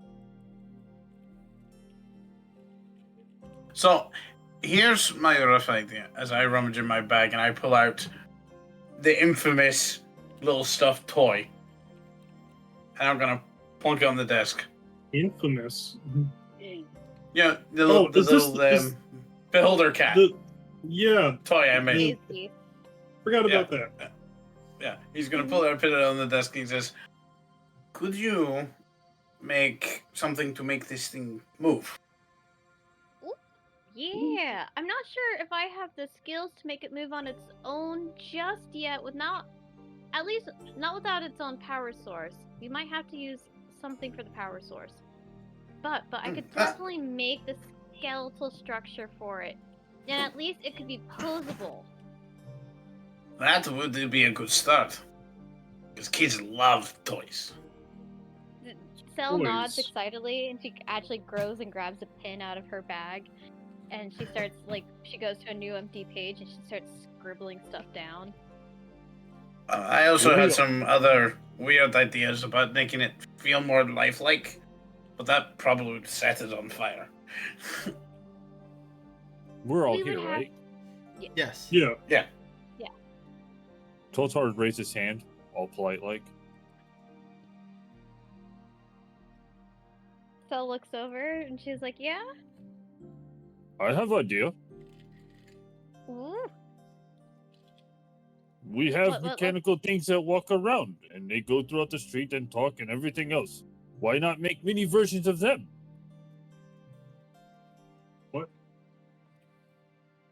Above game, is he talking about Warforged? Yes. Yeah. Okay. You guys are trying to Um, give it a lifelike creature. Good idea, but I don't want it to be sentient. I just want it to be able to be played with as a toy. I don't want it to go fucking, toy soldiers on us, They, Jesus Christ! Oh my God! What a Ah, fourth wall ah, break it's there, a dude. compliment. No. Bad. Bad. It's a good one! It's a good How many- reference, come on! Above game, What do we it have to was a do good to bang reference. his But... ass again? Oh. No wonder you get baned all the time. Oh. Great. But no, Totar Great. goes. Great. The Toy Soldiers movie is not canon, but there have been outbreaks of toys that have been animated and have attacked people. That is now Wait, officially in canon. the game. Okay, heard. She kind of nods and feels like we can go that direction. We just have to be really, really, really careful. I'm assuming Cell would probably have some basic knowledge of that happening, right? Oh yeah. Yeah. Cell just kind of nods and she's like, see, the problem with that is just I've heard enough stories. I haven't seen it with my own eyes yet, but I believe it. I trust my sources that can go terribly wrong if we're not careful. That would be an end goal here. But I don't think that's this is the time to do that yet. No, you get me wrong. Take off arms, take off legs. Give it head and body.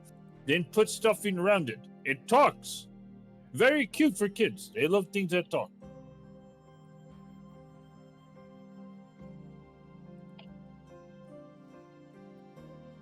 It would I mean, possibly a have voice, issues not having limbs though. but It would have if limbs. it's... Maybe just don't make Ooh. it think. Oh, what if it's just a sound room? It just makes certain sounds depending on where you poke it. Exactly. Sorry. See? That's, Everyone. Okay. that sounded really bad. Okay. Idea. Okay, yeah. I'll do that. I think little ones would love that. And she Good. she keeps writing. See? You take off limbs, you put fabric around, like teddy bear. Now, inside is Warforge. Outside look like teddy bear. You poke, it talk, kid giggle, Oh my happy. god, we're making We're Build-A-Bear. making toys. We are not making Furbies. We are not making Furbies. I'm not No, we're saying not. Furbies. I said We already, Build-A-Bear. we already talked about the things that might take over. We're not building them. Have you guys Yeah. seen? You guys made Build-A-Bears. They have the little sound box you squeeze. Yeah. We're No. Yeah, making I Build-A-Bear. know. I know. I Build-A-Bear. I am hating where all this is going. Ebony's still just sipping her tea. Oh. And then, But once then we have again- it designed good, we have weapon too. You think about it. You throw one at enemy, it turns head slowly and goes, "I see you." Very creepy. Ugh. Okay, we're There's a actually look. giving this to children. There's a look on Lucky's face of of real contemplation of just like, I can make this work. Cell points her pin at both Lucky. I think I and want to Kotek. take away that inspiration hammer.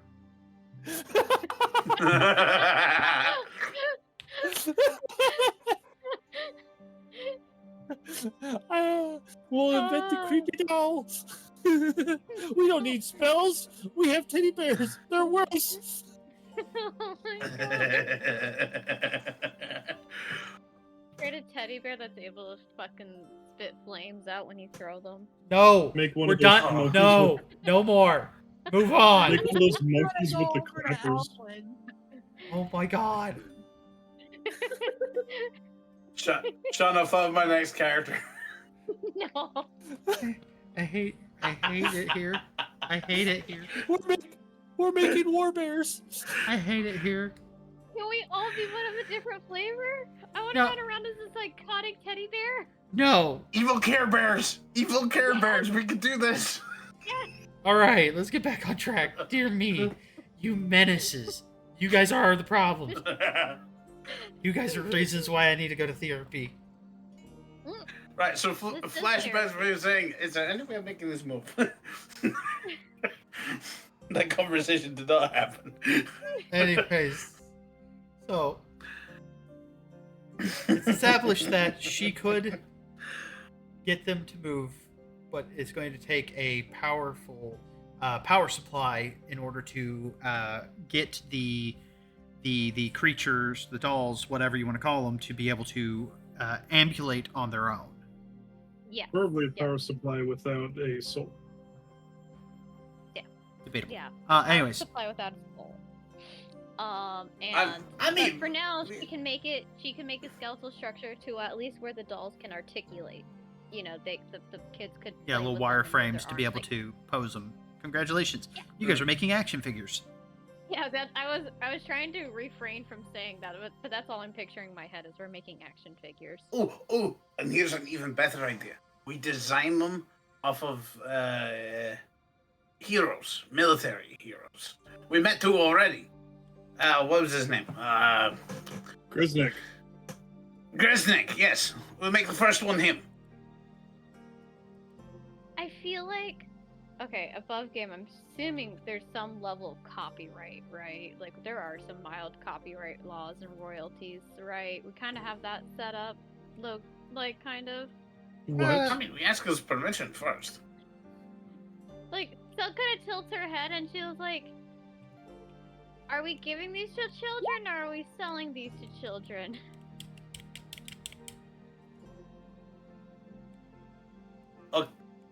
I'm thinking of this as a potential profit, but at the same time, we could give a few away. I was gonna say, because I feel like we need to ask for Gresnik's permission to use his face. And then Oh, also no, we we'll have to ask. give him No. money. What we do is we make one, right? We Mhm. send it to him to ask his permission. Once he sees what it is, I've got a feeling he'll want to keep it. I mean, we could try.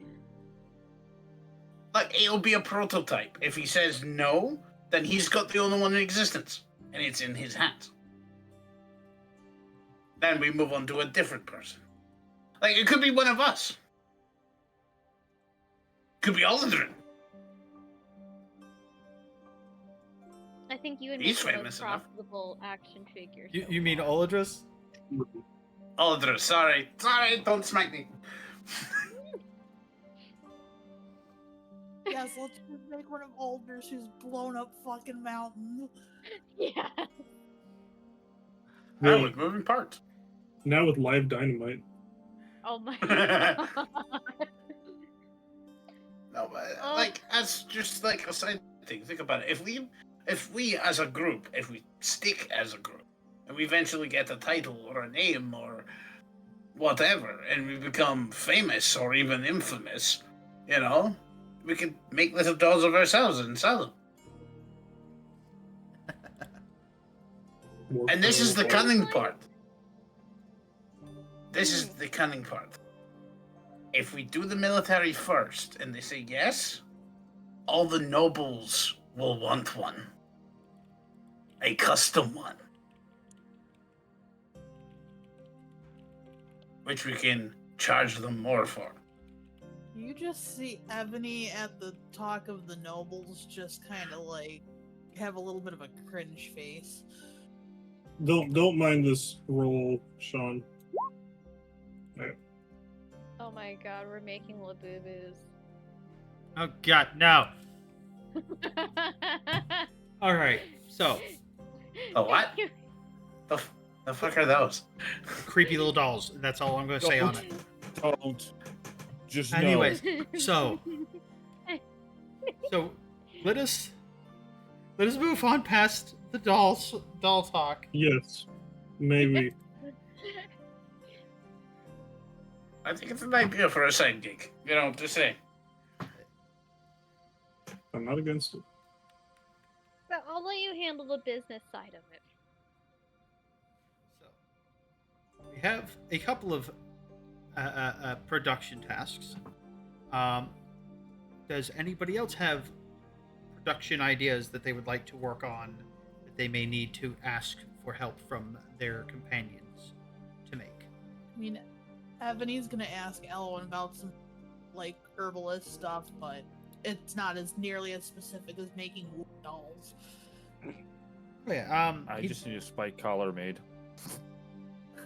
Interesting. concerned. But Kinky. Ellen would be more than happy to potentially like either help you out in the market area for finding the right reagents, you know, the best quality, et cetera, et cetera. I was about to say he's probably gonna be a lot better at that than Ebony is. Yeah. Like she knows what type to look for. He knows how to find the quality you're looking for. Yep. Yeah, I would say Celeste, like, goes back to one of her, like, newer ideas. Like, you can tell it's a little bit newer, because it's near the end of the book, but she has, like, several concept designs for applications of potions, and then she points to the list of potions, which they are alchemist fire, healing, poisons, and she points to her list, and she looks at Ebony, and she is like, can you let me know how easy these are to craft, or if you can help me implement these potions into various designs? If Ebony had glasses, she would be like adjusting them to read the list. Yeah. I picture, because of her years around Oladris, she reflexively reaches up the bridge of her nose like she's adjusting glasses, even though she's not wearing any. Just like a nervous tick almost that she picked up from him. Hey, maybe in her older years she will eventually have them. She's not that old. But yeah, so Oh, So adds another note at the bottom of the page to make a pair of fashionable glasses for Ebony. don't give Cal ideas. Anyway, do you actually write that down? Yes, I actually know. You know what? After they're done talking, she opens up like to a newer page, one that already has multiple little notes on it, and she puts that on the page, like after this potion conversation. Ebony does look at the potions. She's gonna look at the healing potions first. I think these are gonna be fairly easy, even if they take a bit of time. Yeah, depending on how intensive a potion it is that you're trying to make, and considering all of these are that she's probably got listed out. Hopefully your microphone's grabbing every noise you're making. Sorry. But yeah, as you go over it, most of them are relatively simple concoctions to make, but they'll still all take a fair bit of time. Like, I was about to say, yeah, these the potions are gonna just take time. time is your biggest problem, especially with what I believe your bonuses are on your um.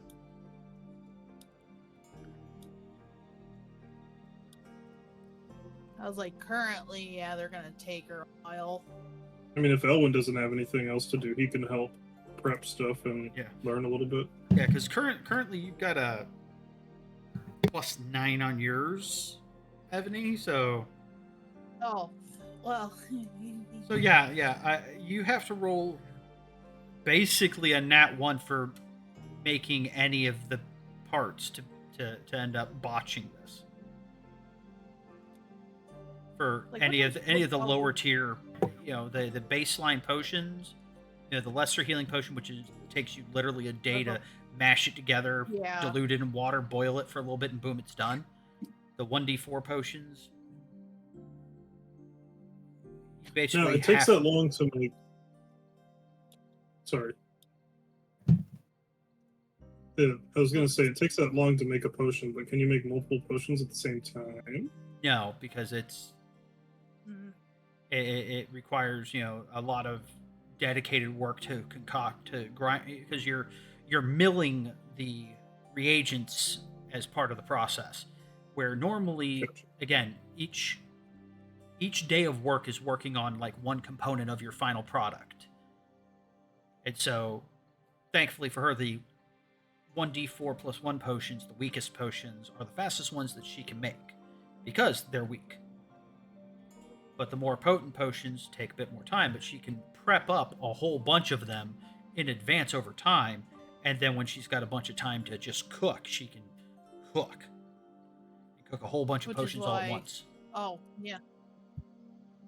Ebony's also gonna talk to Tolag.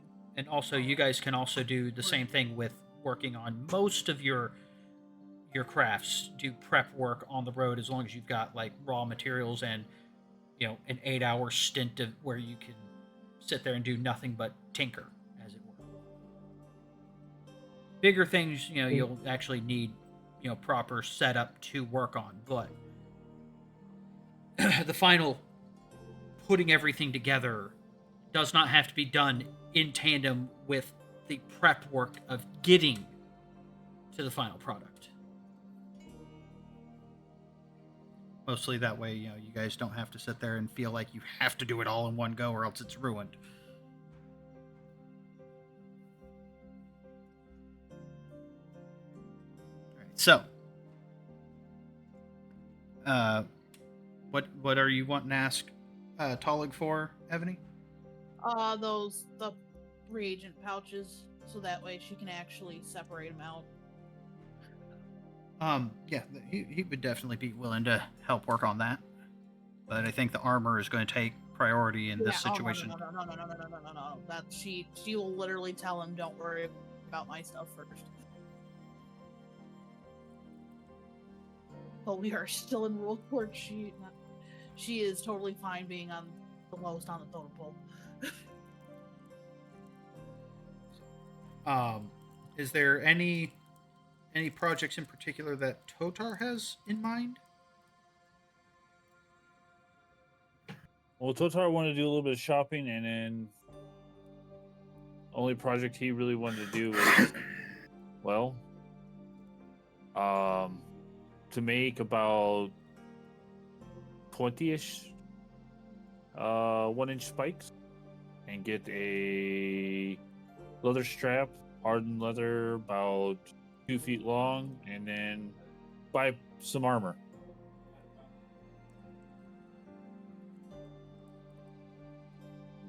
I have And he's character. gonna go talk to our wonderful armor crafter. All right. Me? So you want to make 20? You said 1-inch spikes. Yes, 28 1-inch spikes with bevels at the bottom. Okay, interesting. All right, so with all that said, Is there, other than the dolls, is there any project that you got, Lucky? Didn't Vernon want a coat or blanket or something? Yeah, he did want the blanket. Yeah, blanket, but like a coat would also be cool. Realistically, if it's going to be a coat, a tabard would make more sense just to go over the armor. Do you want a tabard? The tabard emblazoned with the sun in the same design that I sent you. Well, to be fair, a coat can be worn over armor. It would just be a bit I mean that chunkier. that would also work, but a tabard is kind of just it makes sense. But a coat. To be fair, if we you could wanted- we could also inlay the coat with your armor, Sure. so they're both part of the same garment. If you wanted to, A coat would be just fine. a coat with "Praise the Sun" written on sequins. Right, got it. Correct. Sequins? No. All right, Elton John. We don't need him running Right around or here not? like a rhinestone cowboy. no, but I've got a rough idea. I of what he wants. mean, we Do could you do want that rhinestones? with the I glass. could get. We could do that with the glass beads. Vernon would totally be Didn't down we get with a that. handful of gems anyway? So Those are a bit expensive. I mean, those say- were for selling. Yeah, I mean, Yep. like, you guys could keep some of them for use in decorations if you really wanted, but they're not big enough to be conduits for magic or anything. So you're not going to be able to inlay them into things to use for specifically for magical enchantments. That and they're all different kinds of small gemstones, so you don't have enough of any particular type of gem in enough quantity for you to mill them down into appropriate types of gemstone dust that can be used for enchanting, especially in the right quality. So, in all honesty, it's literally vendor trash, Yeah. to use gamer terms. Anyone else want a coat while I'm at it? I'll make matching Sure, jackets I for the could- gang. I was gonna I looked say, down the beast. I can make him a coat. It'll be pink. Can I have a poncho instead?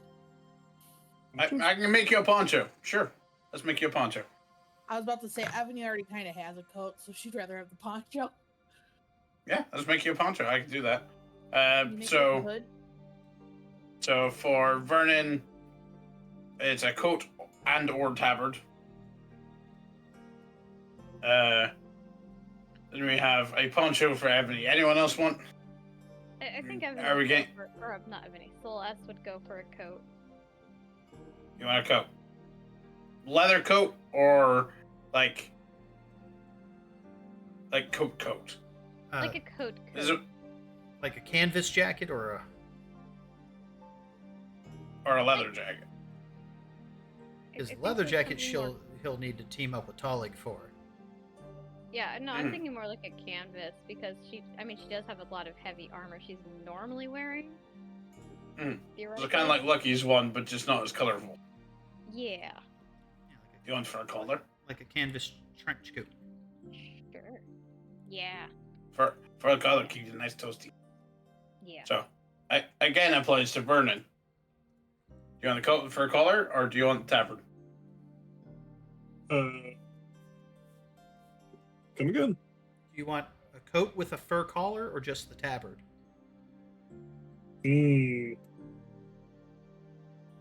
Vernon wants to match with the group, but the tabard is so cool. Well, I can give you the tabard with a fur collar. Well, Ebony's not Yes. wearing a trench coat. She's wearing a A poncho. poncho. Vernon wants the tabard with the. Vernon wants the tabard with the fur collar. With the fur collar and a Tabard with a matching fur hood. collar can do that. The matching hood, yes. Vernon was planning on making a helmet that had the ability to close. So a hood. I mean, a hood would still be alright. cool. Well, just in case. For those days you're not in your armor, maybe. Like wandering around to sea. So, backup hood. Any color preferences? You you are the tailor, you probably have a better fashion sense than me. Oh shit. Vernon Oh, opens Vernon's up. one's going to be. I think it was yellow you asked for, Vernon. Yeah, Vernon nods and opens up the photo book the photo that he sent you, or that he showed you. Yeah. No, you're fine. I'm gonna Yeah, reply it in a lot chat of- so you can see it. A lot of Ebony's garments tend to be blue. Blue here. Blue on blue. Not even any complimentary Oh. colors. Oh no, it's got blue and white and such. Black, but not black. For Ebony, you do have blue already, so having blue would probably clash. Or possibly have it be more of a light white color with blue accents to match Ebony but wearing contrast with her blue predominant outfit. Poor Sel's not able to walk around in blue jeans without people think she's naked. I was like, the first thing Damn. Vernon Yeah. said to her was, "Why are you blue?" Yeah. I mean, Vernon didn't even ask Ebony any questions because, like, that shade of brown is a normal humanoid skin color. Oh, it's kind of reddish. How But you've met How about- tieflings. Yeah. How about for Ebony? And I know this sounds weird. Just a plain white cloak with gold trim. Because if I remember rightly, if I remember your picture clearly, you do have white leggings on. Oh, I got. If I remember updated. rightly. It was. No, they're black now. But the white. Oh, they're the white black. with gold- The white with gold would still work though. I was gonna say though, No. if you Black with from a gold color rolls work. design, and adding another color, because there's already like 3 colors: white, blue, and black. If you add gold, that's like a 4th color that could be possibly clashing. Granted, this is coming from above game, someone who has like a bit of color design practice. I don't know how well that applies to exactly like fashion. No, it's like- going to be like subtle round the trim gold. It's not going to be in your face, massive You see, design gold. We can't mess this up, Like- or else all of our foes will laugh at us. Listen, guys, we gotta kill him on the catwalk first. Yeah. Right. To be Well, To be fair, if we're I having could- issues with the gold, we could go for a silver color. Oh, great gold! Her familiar acted up. that's a, The be the fair, more with all the of pic- us look. Sorry. no. The thing that you've sent me is like a tan color with a gold star in the middle. So if you're wearing that, if the poncho would be a tan color as well with gold trim, that would kind of match it. I can see But that. I'm not too sure if that would fit with the Ebony's outfit. Like, The- it sells in armor and she's blue. I'm assuming your armor's gray. Yeah, Yeah. so I was gonna lean with Em- gray personally, but yeah. The purpose Yeah, is like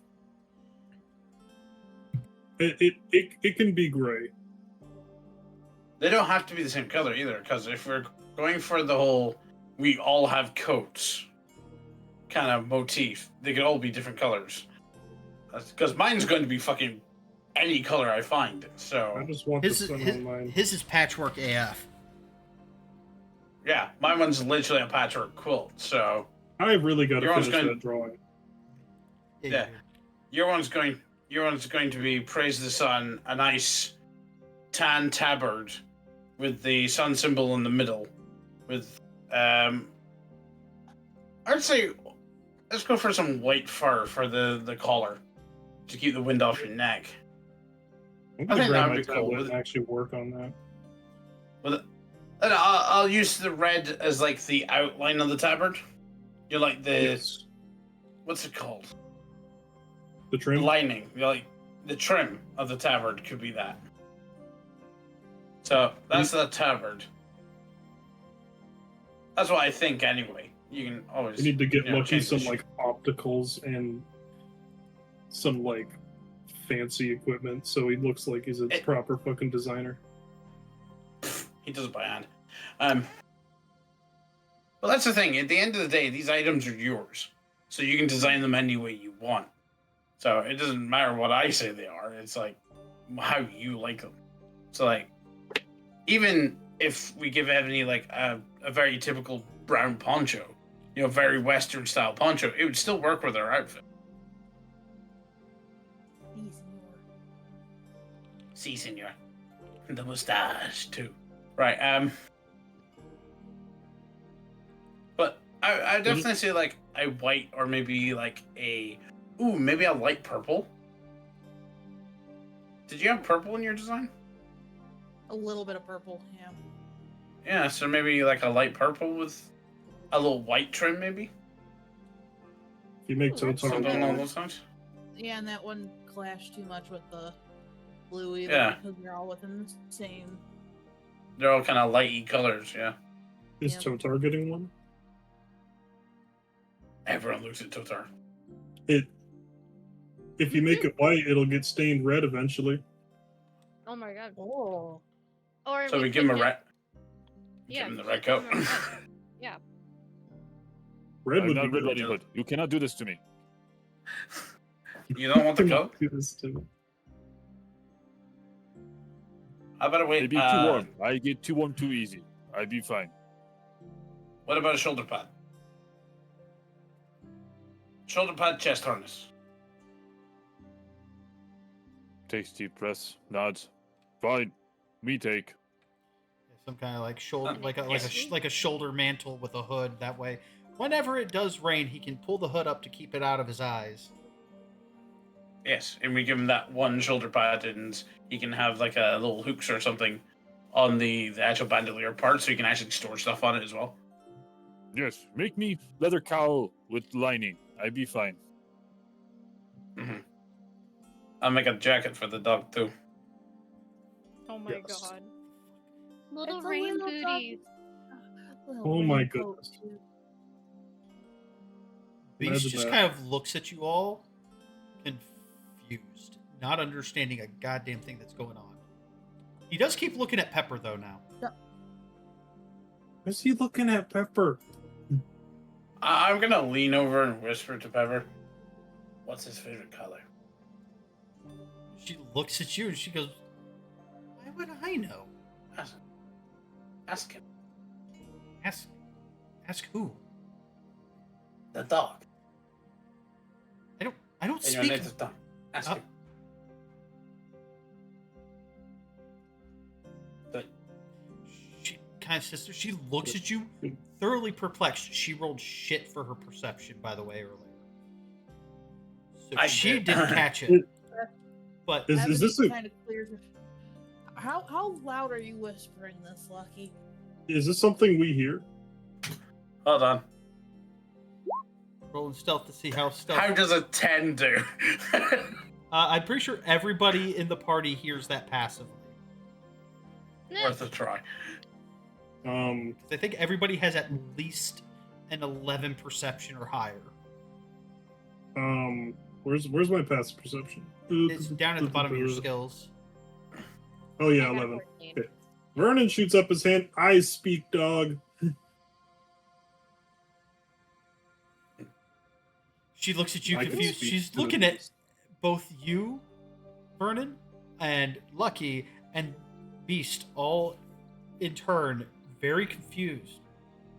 Then she just kind of shrugs. She goes, "Either I drink way too much coffee or not enough." She turns and she says in Sylvan to the dog in a very lackadaisical manner because she thinks that you're outside of your fucking mind. And she I'm gonna take off my coat and put it down close to him so you can point out a color. Since I've got I like every speak, color. dog. She says, Yeah. she says in Sylvan, "What's your favorite color?" And Beast stares at her for a moment and then sits down. Kind of tilts his head, but not looking at her, looking into the distance, like contemplatively. He tilts his head the other way. And then he looks at your jacket there, like you're sitting there showing him something, and he reaches over and noses at a particularly robustly red patch. Oh, she speaks dog too. Ah, I take a piece of paper and I write down the color. Dog coat. Ebony just kind of squats down and like just pets Beast and just also in Sylvan. Good boy. Tongue lolls out, and his tail wags. Totar walks over. What language? Is it to Pepper or Ebony? Both of you. You just see Ebony like bring out one of her fairies, Sylvan. To which Pepper chimes in. It's the native language of the Fae. Thought you was an ordinary dog, but saying it from the start, but Oh no! I look down to Beast. You Fae? Beast just looks at you. Tongue still lulled out. Does not understand a damn word you just said. Other than you. He recognizes you, and the fact that you were looking at him means that you're talking to him. Ebony will translate for Totar. No. Vernon is tired of being ignored. Do you also speak? Has Vernon Yes, cast... Vernon said that he speaks dog. Yeah, but has Vernon he cast speaks the spell? dog. No, but he's about to. He's doing speak with animals right now. Okay. So as you cast it...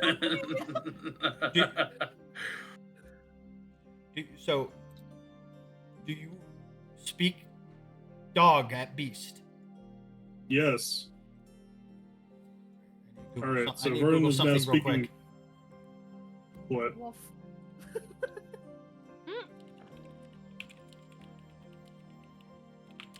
This is how we're gonna have to play this. Wolf. Wolf, wolf, wolf, wolf.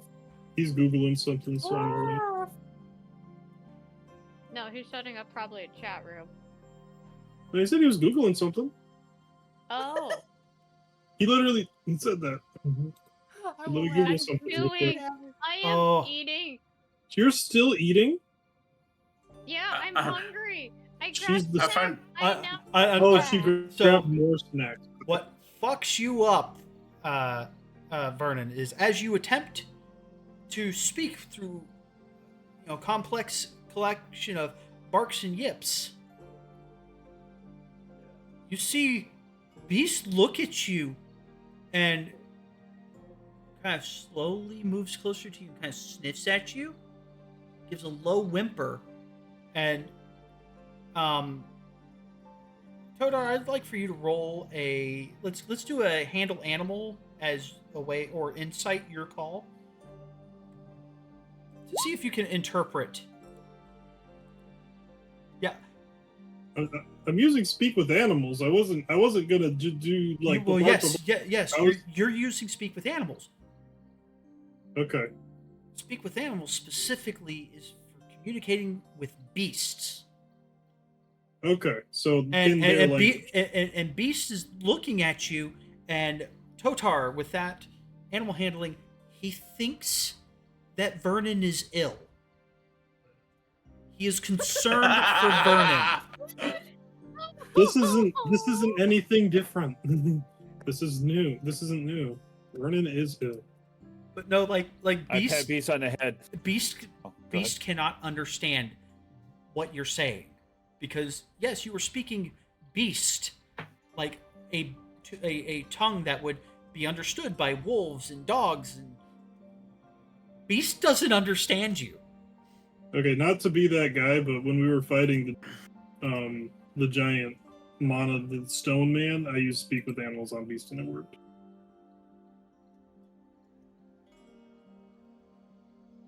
Not I to mean, be it that did. guy. when we were fighting the golem, But it did work. that's kind of But why I that- figured that's it also- would work this time. Well, the problem is he may not have understood what you said, but he understood the gestures. He did say that too. What? Sean, when you did speak at Anvils, he did say he followed your lead with what you were stating. He did not say he understood you. He was following more when you're fighting the Rock Man. Yeah, he was following more Yeah, of your when you guys were doing gestures Rockman, than yeah. what you exactly said. Gotcha. Yes. Because Is it unfortunately, Vernon he's frowns? Elfin. technically not a beast. Vernon frowns. The beast does not even speak beast. I knew it. Called it. As I'm scribbling down designs. At which point, Pepper kind of sits there and she goes. She just kind of stares. She kind of goes, "You all go on ahead. I'm going to read a book." And she turns around and flies into the library. All right, Is grab me anybody- book 2, Sylvan book. Is anybody what they claim to be? Are you all lying? I do not lie. I tell you truth. I believe you. He can't. Oh fuck! Is that I quite believe okay? all of you. Oh, what'd you roll? Mm. You didn't roll nothing. What happened? I thought you rolled something and that's why you were saying it. Oh my Why I God. said that? Yeah, I'm- I oh, thought wow, you yeah. rolled something and that's why you were saying I believe all of you. No, that's just how Vernon is. He doesn't believe all of us, I believe he said. No, he says, "Oh fuck, I believe all of you." She smells of brimstone. Which one? That one. Well, who's that No, one? The one with the fiery hair. Not quite brimstone, but What does brimstone smell like? I wouldn't say Oh, here. necessarily Uh-huh. brimstone, but Oh my god. Jesus Christ! Why are people smelling rocks? No! No! That is on the internet forever. What happened? He ripped his ass on the interwebs. He ripped his ass? I didn't actually, I just made the noise with my mouth, but I Oh, just I thought didn't it even was hear it. what does brimstone smell like? This. Nah, dude, that did not sound like your mouth. It was. It's good. See? Damn. He's an expert, dude. No, that first one sounded legit. Well, it wasn't. He's got skills. We should promote Yeah. him. Oh my I wish God. it was for the comedic effect, but it wasn't. How much are we paying him? Oh my God. I'm sorry, I'm But we're getting I'm crying. Yes, I get paid. Ugh. He works for peanuts. Anyways, So- Peanuts. so Like the company? Oh my god. so we're going to move forward now to the shopping district. Everybody's been lying to Vernon, so I've not lied to you since I got here. I haven't lied. that wasn't. You see, Vernon didn't say that because Vernon wouldn't refer to himself in third person. I said that. Are you sure? Leave Vernon. See, Vernon? Okay. So Vernon has referred to himself in first person before. Third person. For third. Word. Here's brain stop working. Okay. All right, reboot. Anyways, so Boots. as you guys head out to the market district, you find yourselves being led by Evany and Celeste to being guided to a particular avenue called Market Row, which is often viewed, at least in the realms of production and general existence within the city. It's almost the beating heart of the capital, as it is where everybody goes every day at some point to get something, be it from the grocer or from any of the various shops there that found within. But Market Row is a long, winding boulevard that branches into narrower alleys and courtyards, each crowned with awnings, hanging signs, and the chatter of hundreds of voices. The air is a heady mix of roasting meats, pungent herbs, iron dust, tanned leather, and sweet fruit. Caravans unload at dawn, hawkers shout until dusk, and lanterns enchanted with drifting motes of light make sure that trade never really stops. At its heart, there are 6 anchor shops forming the Golden Six, respected merchants whose goods serve adventurers, nobles, and common folk alike. With that, I will move us over here. This is the overall layout of the Market Row.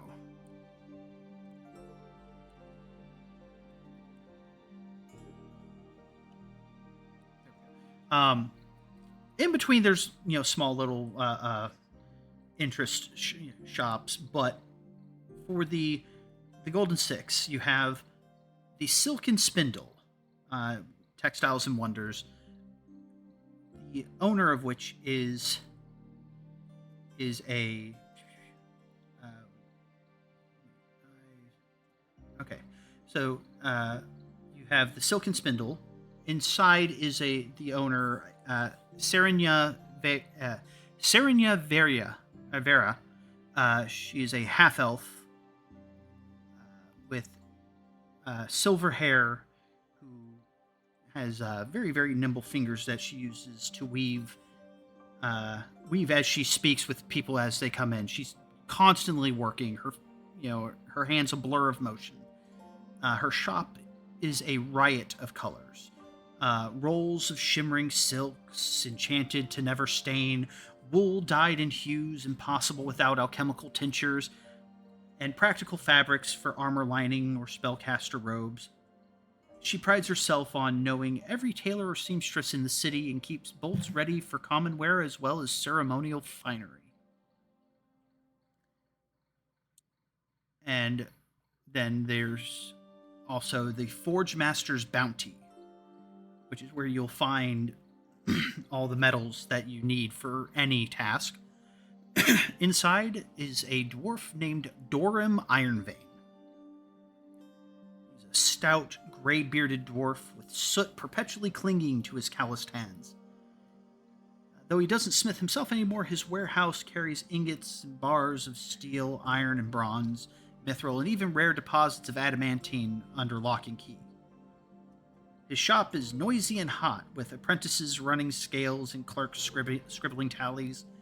Dorim knows every smith worth their hammer in the city and often acts as a broker for rare ores dug from faraway mines. You'll also find the Greenfire Mortar, the apothecary. Inside is the owner of which is a wood elf named Isilda Fenril. She is a sharp-eyed wood elf with tangled auburn hair. There we go, words. And the scent of crushed leaves always about her. Her shelves are stacked with jars, dried herbs hanging from rafters, and vials of bubbling extracts glowing faintly with alchemical potency. From humble healing poultices to rare reagents like wyvern's bane root or powdered phoenix feather, she supplies both adventurers and academics. Her philosophy is that every plant has a secret if one knows how to listen. There's also the Hidebound House, the Tanner, the owner of which is a human named Brovik Harthorn. He's a broad-shouldered man, always smelling like smoke and lime. He runs his tannery with a practical eye. His racks display everything from cowhide and sheepskin to far stranger pelts, scaled drake leather, giant boar hides, and supple eel skin from river leviathans. He buys raw hides off hunters, cleans and treats them himself, and sells them to armorers, upholsterers, and eccentric nobles. His shop has is very earthy and pungent, and very busy, though Brovik is always happy to haggle over a rare piece. The fifth shop on the list is the Prism and Pulse, which is your gemologist. The owner is a tiefling named Lyrian Quillshade. She is a... Sorry. They are a crimson-skinned tiefling with golden eyes and immaculate manners. Lyrian specials in gemstones for both beauty and arcane focus. Cases of sapphires, rubies, and emeralds gleam beside stranger fare. Sunstone fragments that glow faintly, pearls harvested from elemental seas, and quartz prisms that resonate with magical frequencies. Lyrian delights in telling the tale of each gem's origin, whether it be mined from a dwarven stronghold or plucked from the hoard of a fallen worm. And then the last shop is the Hearth and Harvest, which is a grocer as well as a little bistro. The owner of which is a halfling named Marybeth Dunfold. She is a round-cheeked halfling matron who greets every customer like family. Her shop is warm and fragrant, with baskets of fresh fruits, barrels of salted fish, and links of sausage hanging overhead, and loaves of bread stacked beside spiced cured meats. She takes pride in sourcing produce from local farmers markets and exotic imports alike, lemons from distant isles, frostberries from the north, even cuts of griffin meat for the discerning and daring diners. Her shop is a hub of gossip as much as goods.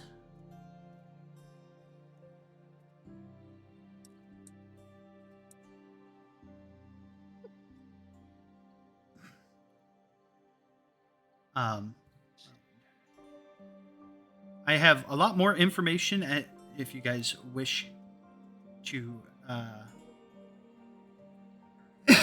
see about anything in particular.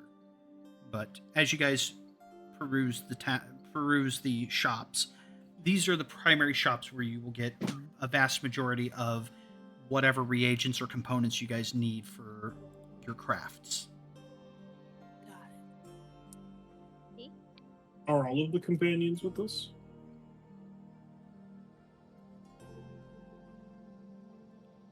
Yes. Well, other than Pepper. Pepper's in the middle of reading a book. Okay.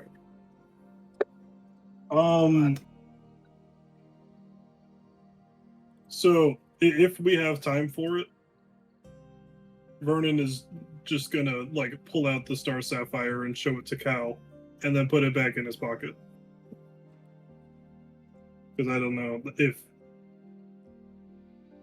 when you show him the gemstone, his eyes kind of go wide for a moment as he's like, "Oh." He kind of looks left, looks right, leans in closer to you. What kind of plans do you have for it? it doesn't look very tasty, so I'm probably not gonna eat it. That gets a belly laugh.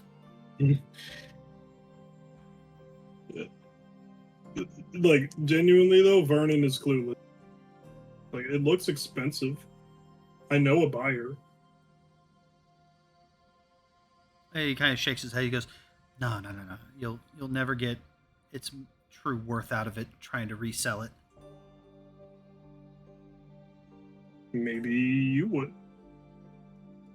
I can help you put it to use. I would be more than happy to help you put it to use. We just need to figure out how we want to draw out its inherent magic. Because every gemstone has some form of magic held within it. Vernon lifts the gem up to his eye like he's trying to figure out where the magic. And above game, I cannot remember. What was the gemstone again? One more time. Star Sapphire. Yes. Okay. He goes, We don't have to go into it right now. He's this way. He goes, depending on what we affix it to, what kind of enchantments we imbue through it into whatever we put it on, there is intense potential for drawing out powerful radiant energy and even cold from it.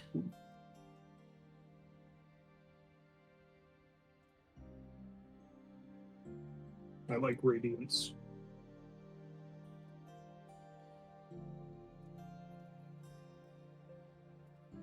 Anyways, I mean, it's outside of my skill set yet.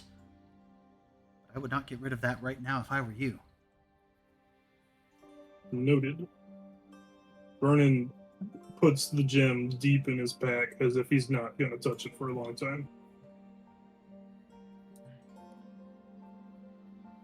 And, if anybody else wants to do anything, that's it. So. I know Totar stopped by Metal Forge. I was gonna say, Celeste would go to the Metal Forge first to get resources for like the skeletal structure and like the frames for goggles and stuff. Assuming Tallig is going to go to the Tanner, Vernon would go with him, but he obviously needs that for the armor that he plans on making for the companions. So we've got Tallig, Pepper, and Beast all using light armor, and you're wanting to make studded leather armor for 2 of them. Are you guys also making a studded leather harness for Beast? Might as well. I mean, realistically, that's something that it seemed like Hammer kind of had a plan for, so that's something we would want to talk about. And Vernon has mentioned making armor for everyone in the. So, Hammer, is that something you guys want to do? Yes, but instead of using metal for the studs, we're going to find someone who can do wood carving and go with the bone. Yes, which Okay. which is what you would want Pepper to do. So yes, Well, we still gotta get the leather anyway, so might as well. yeah, the tannery would also be where you'd be able to possibly get your hands on bones, depending on what kind of bones you're looking for. Technically, we get dragon bone, almost like metal. Oh, that's going to be outside. That's going to be outside of your price point right now, especially considering there's a lot of alchemical uses for dragon bone as well. We fought a dragon, but we didn't get to skin him. I know, I was so sad. I was like, Vernon literally promised Cal some dragon teeth, and I was like, dragon teeth. Nope, none of that. It is what it is. No dragon teeth yet. There's an operative word there. But anyways, Yeah. yeah. So if you get like some like fairly straightforward, like possibly some like elk antler, deer antler to use to carve into the studs, that would be the most economic way to go. Did Totar ever mention this to Vernon? Because if he's already there, he might just get it for him. No, as we're walking up, you tell me what you're doing. Totar, look. No mental. Beast's not big on mental. Unless you give good padding. Make out of bone. You like bone better. This is.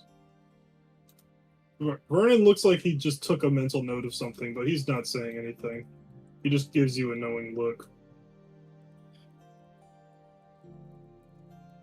So, with that said, because it's a little bit more complicated creating armor for non-humanoid creatures, the total price to get the materials to make 2 sets of studded leather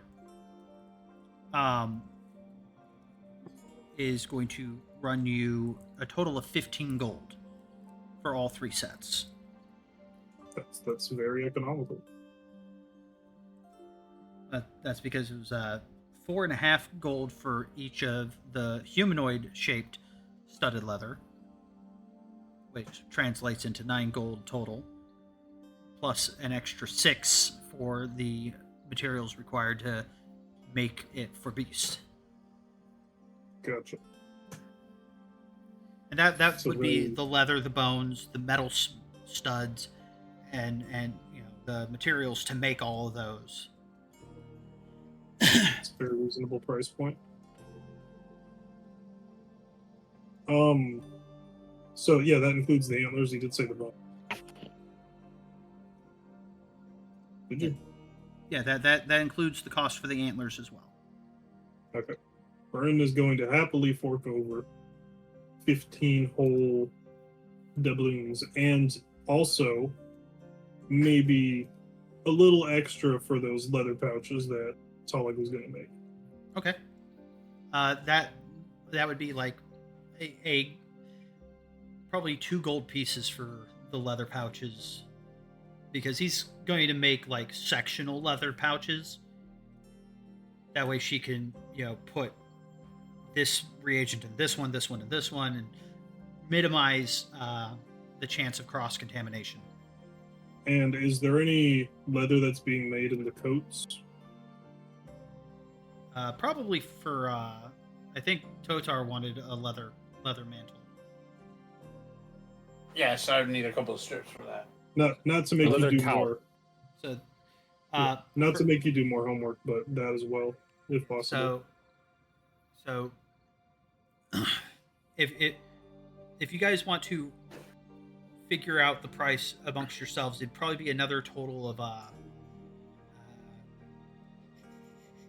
about 6 gold worth of materials for any of the leather and cloth required to make the jackets, the ponchos, the coats. Are you seriously making one for Beast? Of course. All right, that's another gold. So Vernon that's is 7 just- gold. Are you making Vernon's like just one gonna- for all the companions as well? Everyone who wanted one is going to get Oh. one. Okay, so that's basically 10 gold total for the jackets and leathers and stuff. If the companions want one, they can have one. I'll make a bulk order of them. Yeah, I'm just hand waving that you're getting one, making one for everyone. Basically, yeah. So that's 10 gold. There for Totar, that. I will So- get you to wear a cloak eventually. So that's if you're shelling it out for everything, you're down 27 gold so far. Seems reasonable. 27 down. All right. Well, no, I'm saying if Vernon was shelling it all out. All right. How much would my share be? Yeah. I was gonna say for the jacket project is 10 gold. Right. If anybody pays Vernon back, they can, but he's not asking for it. Right. I'll dump 10 gold into.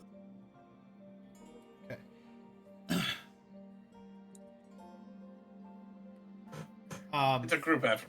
For your 20 spikes, Totar. If you're making them, are you making them yourself? Yes, I gotta get my hands dirty. I have Okay. skill. I want So- to use it. So a gold, literally for because you said 1-inch or 2-inch spikes. 1 inch. 1-inch spikes, yeah, a gold for literally a single ingot of iron, which is Well, hey, going to be make it enough to two- make make your, it 2 all your ingots. spikes. Okay, so 2 gold for 2 ingots. Oh, 2 ingots, 5 gold. No. But that's And then that's I'm just gonna- for you to make simple spikes. No, I'm gonna ask, since I'm over at this place, and technically it's a metalworks kind of place. Uh-huh. He doesn't just sell metal stuff. Like he sells like fully made things, correct? Yeah, he does. I look around at his armor wear. I look for splint. Looking for splint armor? Splint armor. Yeah, there's a suit of splint mail if you're interested. I point armor. How much? He kind of looks at you. He goes, "Going rates 200." Nods. That's 20 gold if we make it ourselves. That is correct. But No, that's it's 100 also gold. it's 20 gold, Oh, 10%. oh, it's 20 gold, but it's also 20 days, isn't it? It's about that long. Oh shit! How long is it going to take to make this studded leather armor for everybody? Then It's going to take a few days. It's but 5 gold. but again, It's- yeah. basically it's not a 1-for-1 rate, but it's a fair assessment that it takes you about 1 day, give or take, per gold to make an item, because that's I thought it was how 5 much gold. time. Or no, it's about 1 day per gold, because you're making all the parts by hand. But if you have multiple people working on it, that cuts it down dramatically.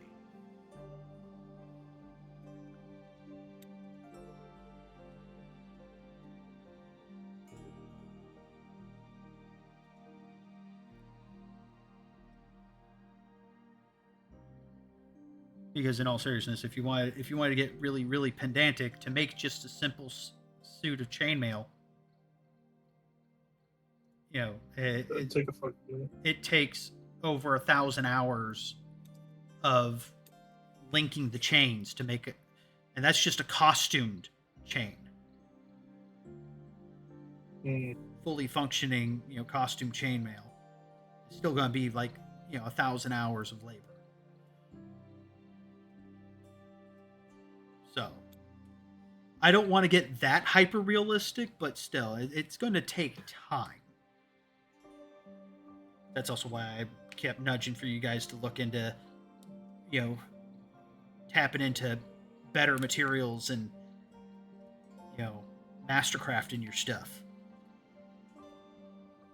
And the only problem with that is then at that point we're going to be spending a shit ton of time on something we're not going to get for the next fucking 5 sessions. That's why I'm just buying out the splint, because how expensive it is. Yeah. Because I did some research on crafting of the item, and I thought you were gonna go by the player's handbook one, so that's why I was wondering. No, I'm going by because it's okay. Mine leans a little bit more towards 3.5 as far as pricing goes for making stuff, and it's always been 10% there. I don't know what it is in 5th edition, but I always like the idea of 10%. It is 10% of it, and it's 10 gold a day for crafting. And if you wish to add magical components, like making it from,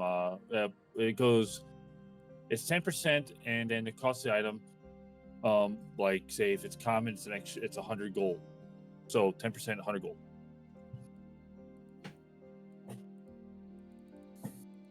For like when you're starting to get magical items. Oh yeah. Well, I mean, magical items. Yeah. Would be a whole different ballpark. Yeah. No, I was looking. Like I said, I did some the research on it. Was checking it out. So that's why I was like, Well, it's when probably. you said it was like, Or maybe not a day per gold, but still, I don't feel like just straight up hammering out 4 days for, Actually, let me bust out my calculator and just see something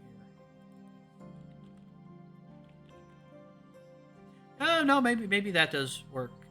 If it's wait, you were saying 20 gold? 10 gold a day, and then for every person that is proficient in it, it does 10 additional gold. For every person who's not proficient, it's only 5. I'm gonna say it's gonna be 5 gold a day for everybody for progress. Is that a new rule? Yeah. Instead of it being 5 gold? one day per gold, it's gonna be 1 day per 5 gold of a project. Wait, and so the cost of that So splint mail was 200. So, in example, with the splint mail, if he wanted to make his own splint mail, it would be 20 gold for the materials, and it'd take him 4 days to make it. Yeah, that sounds pretty reasonable. And that puts plate No, it would be armor 4 at days. 30 days. That's actually also very reasonable. No, split melt's 200, so it would be the 4 cost days. of it would be no. Yeah. Cost 4 days 10 would only be 20 gold. Yeah, because Yeah, it is 20 gold. Oh, so you're going okay? I get what you're saying. You're going based on the material price, not the price of the item. yeah. Okay, that makes sense now. Now I'm catching what you're throwing. You're smelling what he's stepping in or something like that. But that's also, 4 8-hour days of working on it. Yes. What if I overwork my character? Uh, And then he just fails at what he's making and goes Roll crazy. exhaustion. yeah. You'd be rolling exhaustion as well as disadvantage on the second check until you take a full day's rest. Yeah. So yeah, overworking yourself is actually terrible. Don't do it. I mean, if he has the constitution, he could probably survive. Yeah, Josie. He'd pass the exhaustion checks. Yeah, you'd pass the exhaustion checks, but you'd potentially fail the crafting check. Yeah, Then he's out money. that's true. That's not good.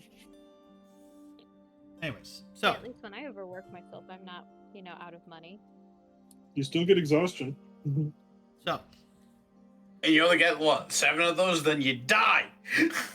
that is very true. All right, so are you wanting to buy or make your split? I wish to buy it. Okay. As I count out 200 gold on the table for him and I slide it towards him. All right, lad, come on back here. And he's going to help you get fitted for it to make sure that it fits you right. I walk back there, start peeling off my stuff, off my non-physique body. Woohoo. Hey. Your stink does not faze him because he singed his nose hairs off decades ago. That man legitimately cannot smell anything. Oh no, I wasn't talking about my smell. I was talking about like he Oh no, I'm He's, just stating the fact oh. that your character's probably pretty ripe in general. Oh yeah, he's definitely ripe and he's roundish. He's like one of those true bodybuilders, not one of those chiseled ones. Oh yeah. Mm. He's a strong man. Yeah. If he's bam, ripped, does that mean I bam, can bam, call Total bam. free? And he looks like he rolled in around. He rolled around in a cat bed. Okay, he's covered in hair. Press the digitation. I will make you clean. The cat is just snapping at you. The dwarf is completely unbothered because he is too busy getting you into your new armor, making sure it fits right before he sends you on your way. He just hears growl that I get prestidigitation. To which he looks as you're wrapping up. He looks at your old armor, which is still it's lightly used, but it's still used. He's asking if you're wanting to offload it.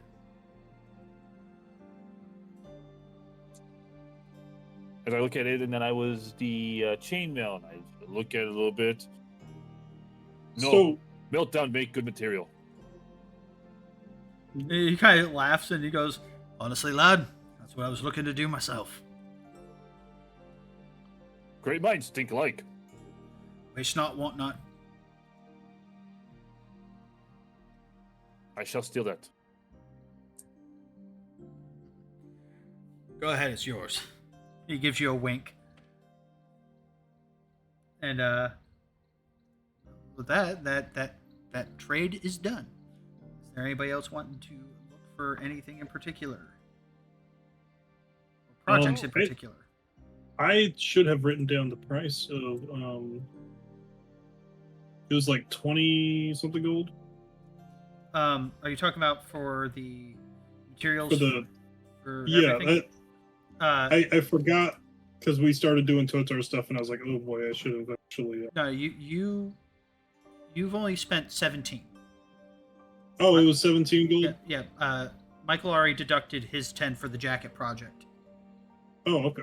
So you spent 17 for the 3 armors and the two bags of for reagents for Ebony. Gotcha.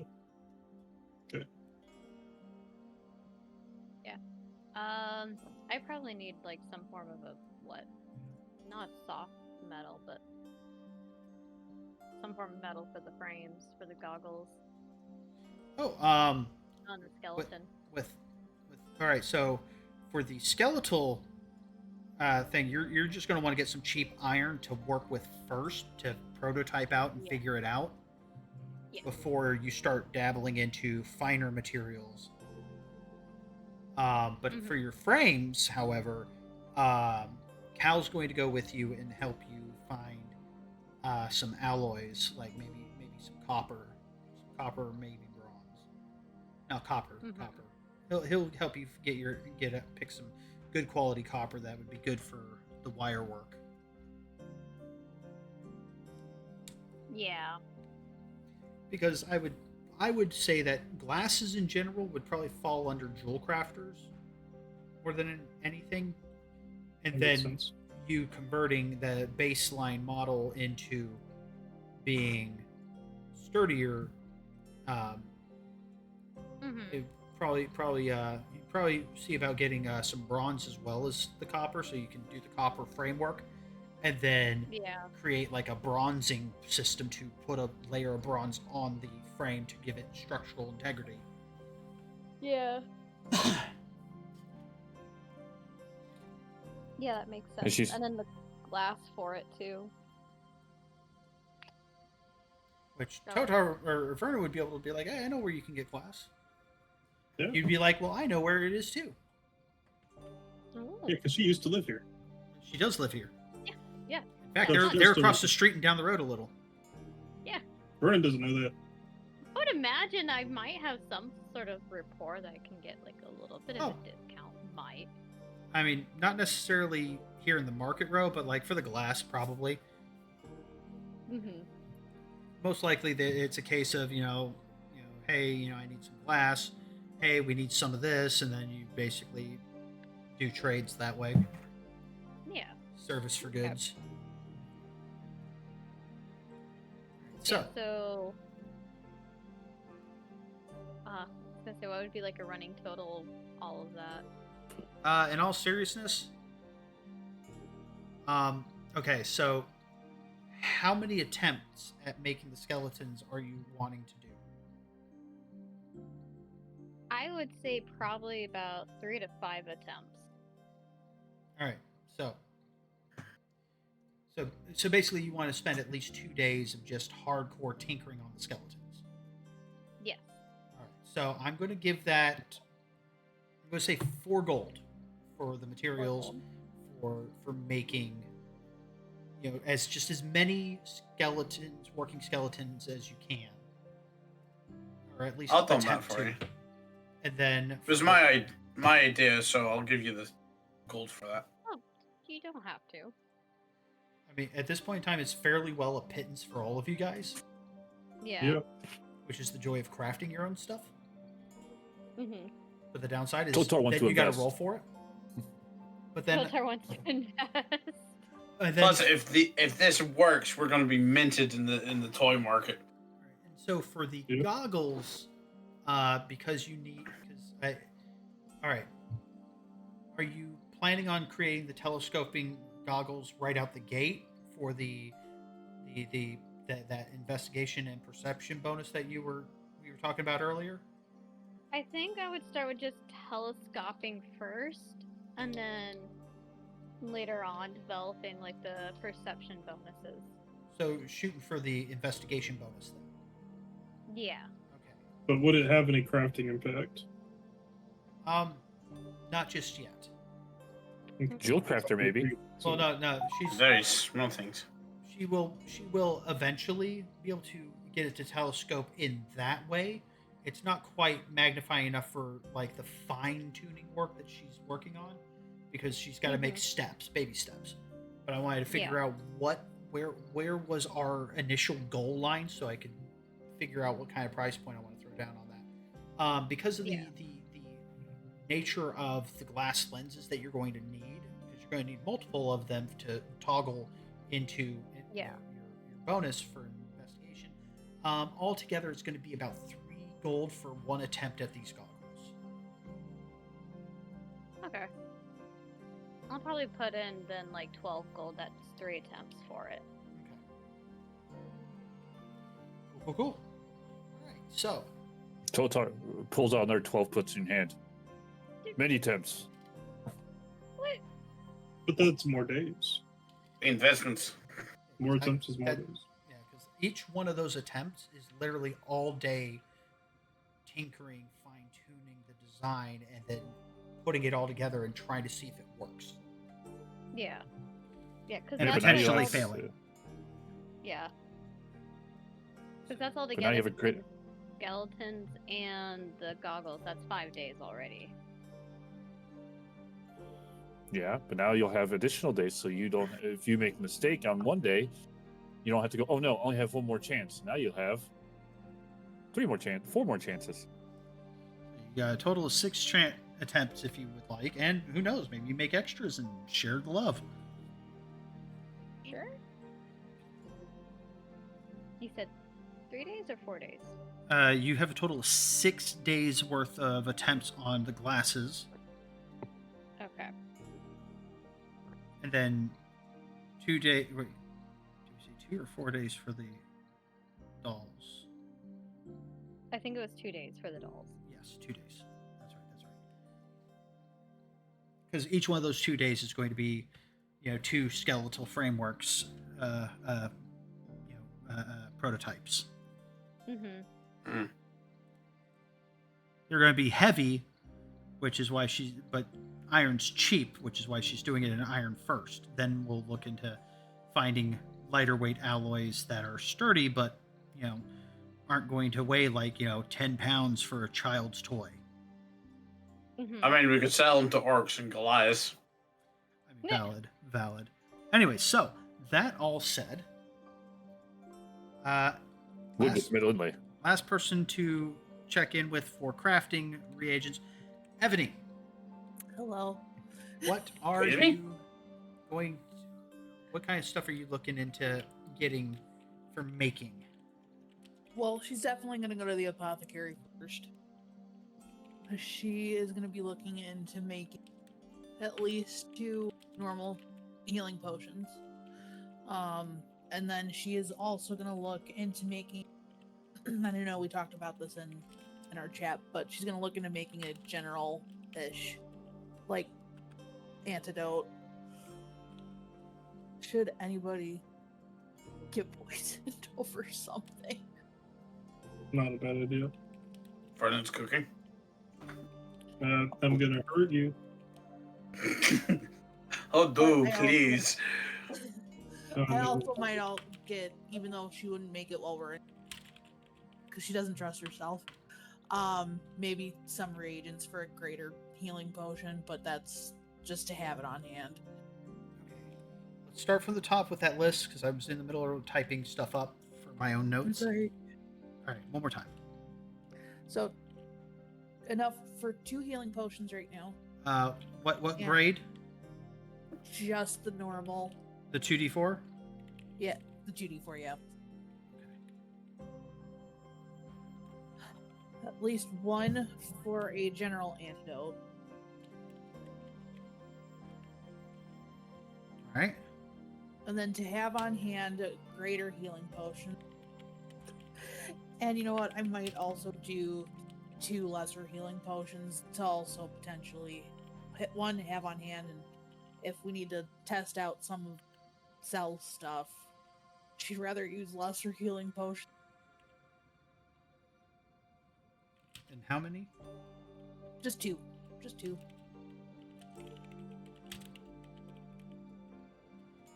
So 2, 2, 1, 1, 2.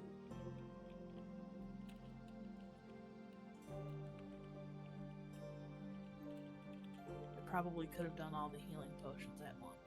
I'm sorry. Okay. And So, Vernon, is there any particular project that you're wanting sole focus on, or are you going to be focusing on assisting? Sorry, what? Is there any project that you, as Vernon, are wanting to tackle, or are you focusing on assisting, like, Tullig with his leatherworking armors and such? Hold on a second. Because I was thinking about having Vernon work on making the top tier heavy armor that he could, the plate mail. If you want to start working on that, yeah. That way, once he's done with the studs for the armor, he can get to work on that. I mean, I will let you know that you're not going to be done with it before the end of your time here in Worldport, but you'll probably be at least halfway done. So it 150 would be the 10% cost, and if we're going by 5 gold per day, it would 30 take 30 days. days total. Yes.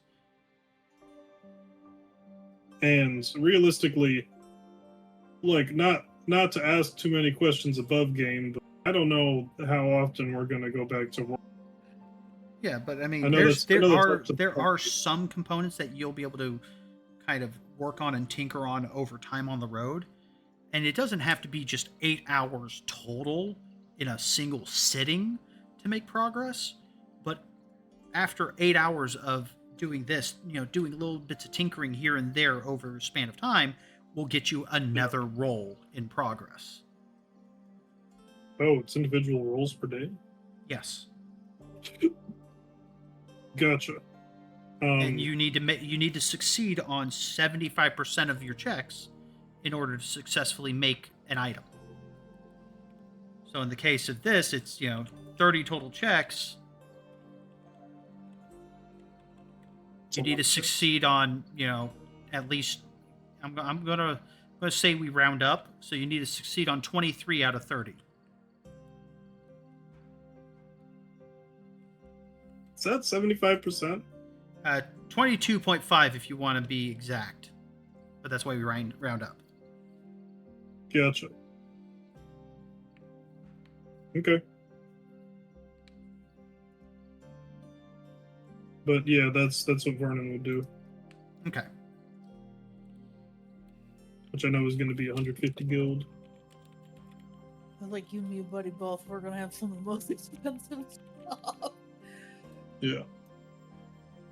But Vernon needs good armor, because without good armor, what's a tank without defenses? Fucking, It's true. you That don't want to is true. stand behind someone who can't eat a bullet. Evany, 40 gold. Okay. 40 gold for 1 and 2. All right. So should I just subtract the 150? Yes, because you would have gone in, bought the all the metals that you were going to need for it, along with the leathers and whatnot. Which again, part of this is going to be Talig will be working on the leather skirts, the leather aprons that go underneath the. I accidentally unplugged my mouse. Uh-oh.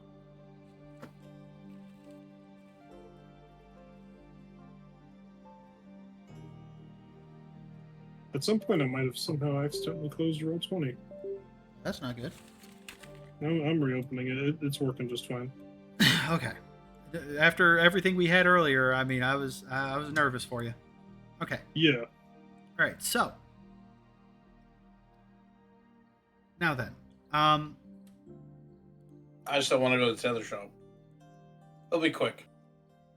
you're going So to. you want to go to the wood shop? He's going to the leather shop himself. Okay. What are you getting there? The tailor, the textiles. Oh, textiles. Okay, Oh, what are you the- getting there? so- I mean, I knew you were going to get. Uh, You got some cloth for making the jackets and whatnot, but what are we going Yeah. in there for? I'm going in there for what we talked about. Gonna get that crate of clothing sent off. Oh, okay. Yeah. I think we already talked about what the price would be, right? 50 silver per set of clothes, and I wanted about 30 of them. So it's about 15 gold. Yes. But I want her to deliver it, so that might cost me extra. Yeah, it would cost. Let me take a look at the world map so I can figure out. Hey, he could have Vernon help deliver it because he has brawny and can carry twice the normal human's capacity. You're That would be handy if I was delivering it by hand, which I'm not. But thank you, Okay. Phil. Because Vernon can carry quite a lot. for the sake of expeditiousness, it would probably take you. If you're going on foot, it's going to take you probably about 2 weeks just to go one way. No, I want to put them in a crate, put them on a cart, and get that cart, like, Yeah, on whatever a delivery service there is. Yeah, it'll take probably about 3 or 4 days in covered wagon Mhm. to get there, because or actually, sorry, I screwed that up. Okay, sorry. It would take probably about 10, a little more than a 10-day to get there on foot. But in a cart, it'll take them about 3 days to deliver it, and they'll be able to arrange with postage. Single crate, shipping, handling, five more gold, so a total of 20 gold to send that big crate of 30 complete outfits over to Willowvale. Perfect. That'll keep them happy for a little bit. Also, I want to get wool to stuff the little toys with. I also want buttons and fine thread, as well as maybe 5 or 6 different colors of fabric. But I don't want it to be like silk fabric. I want it to be like felt. Yeah, felt, or possibly some kind of like a thick wool or something durable. Yeah. If she has red, preferably felt, so that it doesn't it's a little bit water resistant. Yeah. Rather than preferably if like she has if she has a red and a green, as well as like all the other colors I need to make the 2 soldiers that we have met for prototypes. Okay. So you're wanting to make just 2? No, I want to make 4. I want to make 2 with the skeletons and 2 without. Okay. So, and about how tall are you wanting to make them? Little like maybe 8 to 10 inch tall figures. Yeah, something like teddy bear size. Okay. Easily carryable by even the smallest toddler kind of toy. All right, so you want Not tiny, but like huggable. So you're wanting some soft stuffing, whatever it may be. Soft stuffing. Whatever it may be. Material, fine thread, and material for the garments, as it were. Yeah, the garments, and also skin color. Because I know Grasnik is a half orc, was he, or is he a full orc? He is. Shit, I So gotta he's look. kinda green. He is green, but I gotta double check his fucking character sheet because I cannot remember if he was an orc or a half orc. He is indeed full orc. He's indeed full orc, so he's more gray than green, but he's still green. Yeah, I mean, he's fairly green from his regionality, but there's definitely gray pallid tones in his cheeks. Because I know like full orcs are more gray than they are green. It's the half orcs that seem to be more vibrant. Oh yeah, and it's also a regional thing, but typically a lot of them tend to swamps, darker environments where they don't see as much direct sunlight, so it blends in better for hunting. And also, if she's willing, I would also ask her for if she's got like boxes of like scraps, because he also because of his pride, he wants to try and make a little one of himself.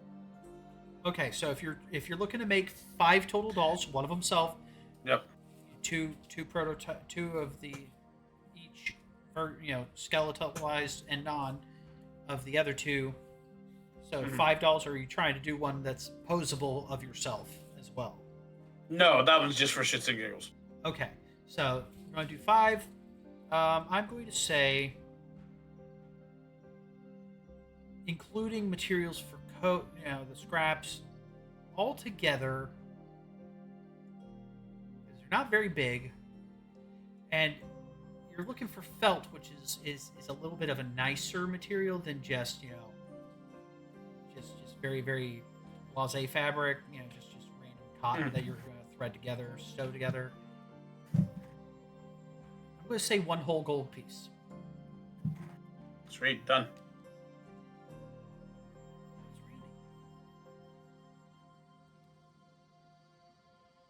I don't know if my microphone's picking it up or not. Hopefully it doesn't start pouring, otherwise my microphone will pick it up. I'm in my living room and I have a skylight overhead, and when it rains here, it is hard to hide.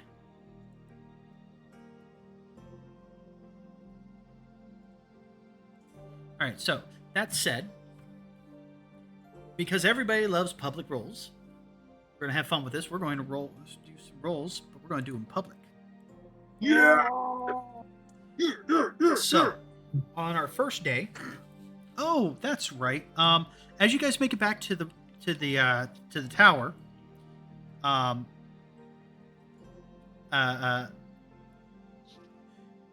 Pepper. you guys, Pepper comes flying out the door, and actually, who's leading into the tower? Probably Ebony. Probably. That makes sense. Ebony, roll me a dexterity saving throw. Oh fuck, she is not good at these, and this is gonna be public. Oh, wonderful. Oh, that's Okay. not terrible. Let's go down. You managed to catch Pepper. She is flying out the door, literally in the air, Whoa. wings buzzing, and she slams into you. You manage to not eat shit, but also not hurt her in the process. And she's like, she clutches your face and she goes, "Ebony, I know what he is." And then she looks down at Beast and she goes, "He's a blink dog. What The did she what? Fucking knew it. What did you say? He's a blink dog." It's a blink. I mean, Yes, maybe- Beast blinks lights. Plus, he has eyes. At which Duh. point she looks to him, and in Sylvan, so only Ebony understands, she goes, "Show them your special ability, what you can do." At which point he looks at her, looks at you guys, and then disappears as he is now 30 feet past you guys down the road. Oh my god. Blink. Huh. And Totar, you now understand why he just suddenly always is just there. He's fast. He fast boy. He good dog. He literally He teleports. He has- blinks out of existence. He's as fast as a blink. Yes. So he blink dog. Yes. What does that Yeah. mean? He's a creature of the Feywild. He's from where I'm from. Oh, Well, you can't have him. He's mine. He's his own person. But they're Yes, very he loyal. is, and he chose me. See, I told you he wasn't a normal dog. And now then, And you're not a normal cat. We don't judge you. and now that I am not a... now, No, now, I'm not even going into that. now that I have given you guys that lovely tidbit of information, I am now handing you guys access and reins to your companions' sheets.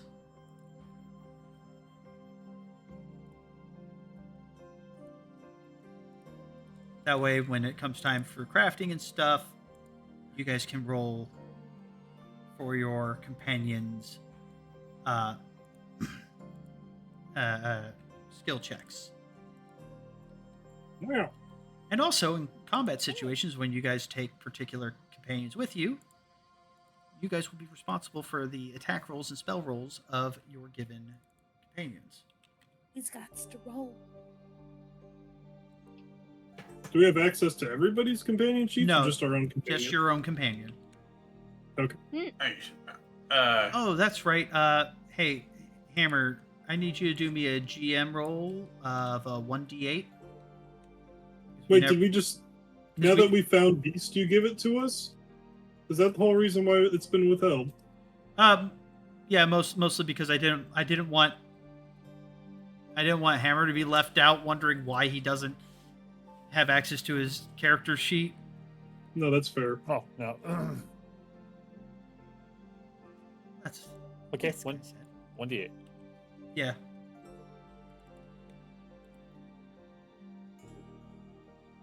I think Beast still has the highest hit point pool in the sidekick party, but Is everybody here a fairy? no, literally, No. literally only as far as actual fairy fae folk, Pepper and Beast are the only ones who are. Vernon doesn't believe that. So So, Rose is just a he little speaks- guy. So he speaks Sylvan. No, he understands Sylvan. He speaks Blink Dog. Stares for a second. Rotar Ponders. don't know Blink Dog. Books. I will read some. She looks to you, Vernon. She goes, "Speak with animals doesn't work on him, but if you have had access to the spell, speak with monsters, you'd be able to speak with him." He's not a monster. No, but What about tongues? the spell, I don't know if tongues work. Comprehend languages? I don't think comprehend languages would work because I think comprehend languages requires the language to be a written language as well. What about tongues? Later. Has one. Wait. No, No, I think that's actually a spell. If I remember correctly. It is a spell. Okay. Tongues is any spoken. Oh yeah, language. yeah. Technically, yes. Well, okay. You would be able to understand him.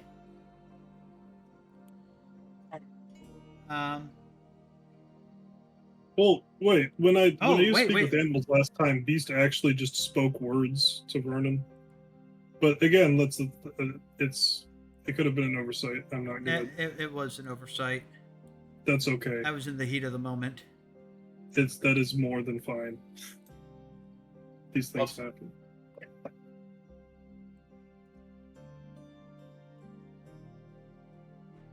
Comprehend languages. For a duration, you understand the literal meaning of any spoken language that you hear. You also understand Well, any written language that you see. Tongues would be Tongues, you would be able to prob- communicate back with them, yeah, we could communicate back and forth without any issues. but comprehend languages you'd be able to understand him, but not the other way around. That's true. I've got to go talk to a wizard. I know one of those. I know two of those. So, We're staying at two of their Yeah. houses. And you're the other one. He's a war wizard. guys- A war Last wizard. thing all right. So I didn't. Oh, sorry. If that I know said, anything about wizards, it's that they have an endless thirst for knowledge, regardless of its application. yeah, when you guys go inside and you mention that Beast is a blink dog to Oladris, he just kind of looks at you guys and he goes, "Shit, I thought you already knew." No, I just thought he was a strange dog. I mean, Good friend, been by my side, long time.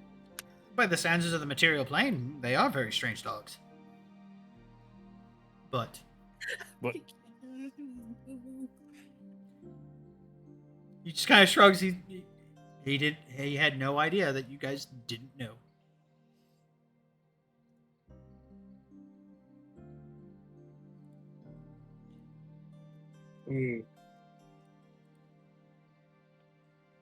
Oh yes, before we get started, I need people's measurements. As I pull out tape measure. Ah, yes, very good, very good. Yeah, Tons of things. Tolig needs those as well. as It'll I be- walk over to the cat. Oh, sorry. Tolig will be sharing the notes at least as far as Beast and Pepper and his own measurements, mostly because he can't really fit the armor to himself while he's making it. So as you guys go through the processes of getting everybody's measurements, and you guys would find that for all of his potentially questionable commentary and humor, Lucky is a consummate professional when it comes to tailoring. He measures you guys with precision and etiquette. Not a single joke heard. No He's inappropriate actually too eyebrow quiet. waggles. He is, if he says anything, it's all right. That's 2.5, and What's it wrong? that's 3/4. All right, and, just instructions and measurements. Nothing off color.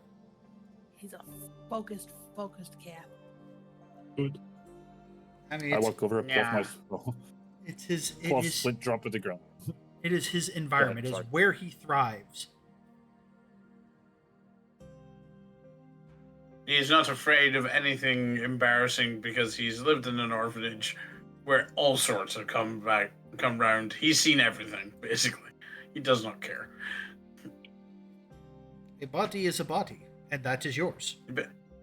Basically.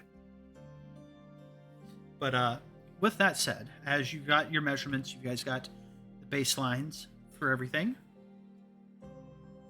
I am going to go from... we're going to start with Lucky.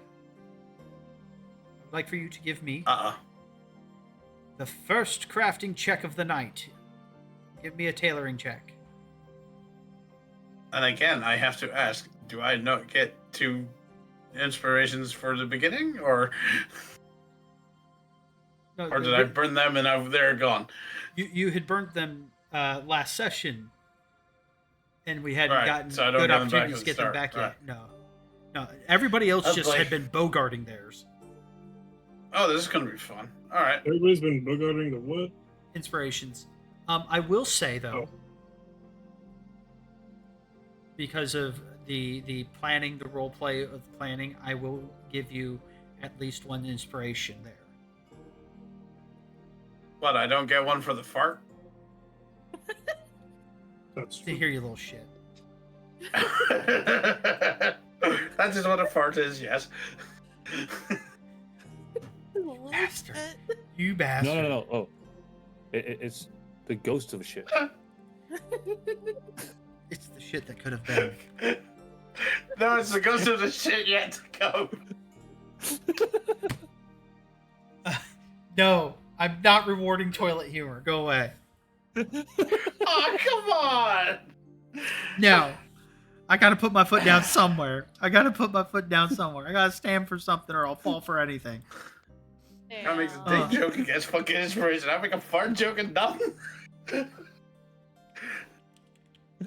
All right, fine. Right, Weaver's check. Yeah. Yes, Weaver's check. Attribute. Let us go with dexterity. Ooh. Plus my magical bullshit because of my new weapony thing. And boop. That would be a 22. All right. So he is off to the races, off to a grand start. And while you're working on that, I need from Talig. I need him Oh yeah. to make me his leatherworking check. Mm-mm-mm. Also dexterity. Yes.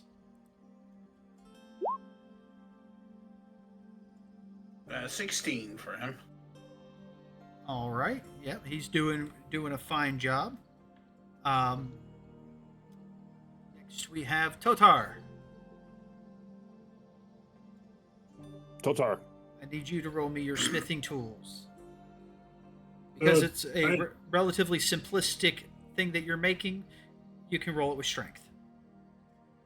Oh, When- 'Cause okay. You're just making you're making spikes.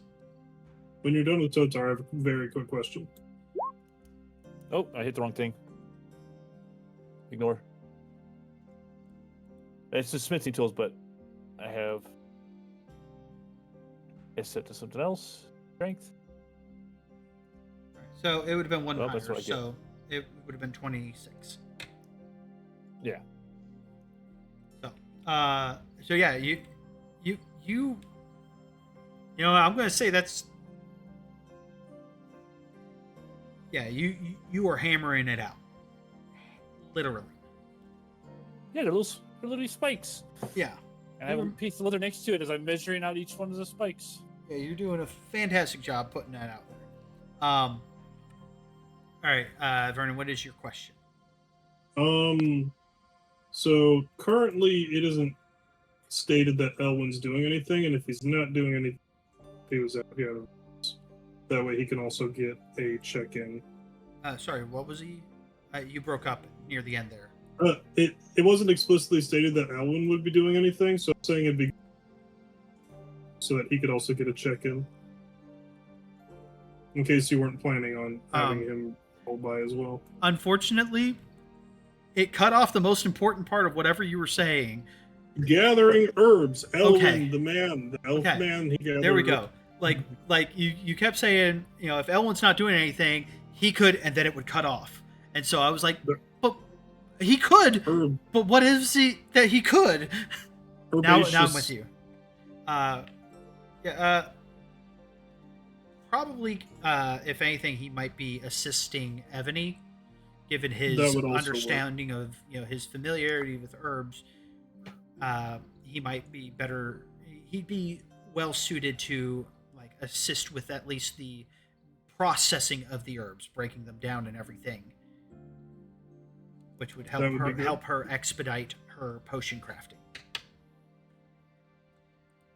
Which, Evany, I would like for you, before you roll something for yourself, pop into Pepper's sheet Hello. and roll her woodworking skill check for me.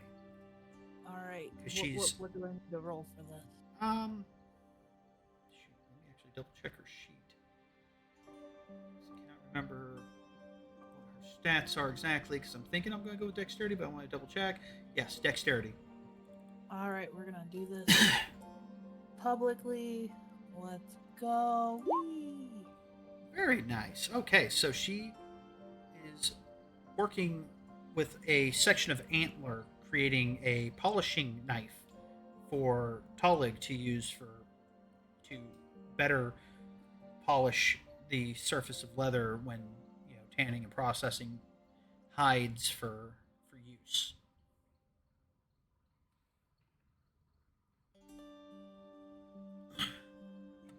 And now then, that said,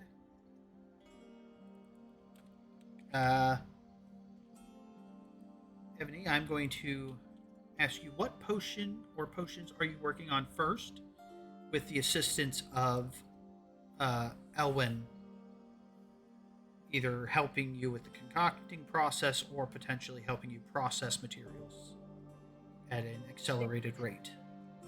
She's gonna focus on the two. I will say the greater healing potion takes about 4 days to cook.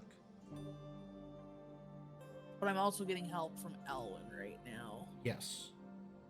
Oh, you know what? She was gonna save that one, but if she's getting help, she's gonna work on that one first. Okay, so that said, I will have you roll.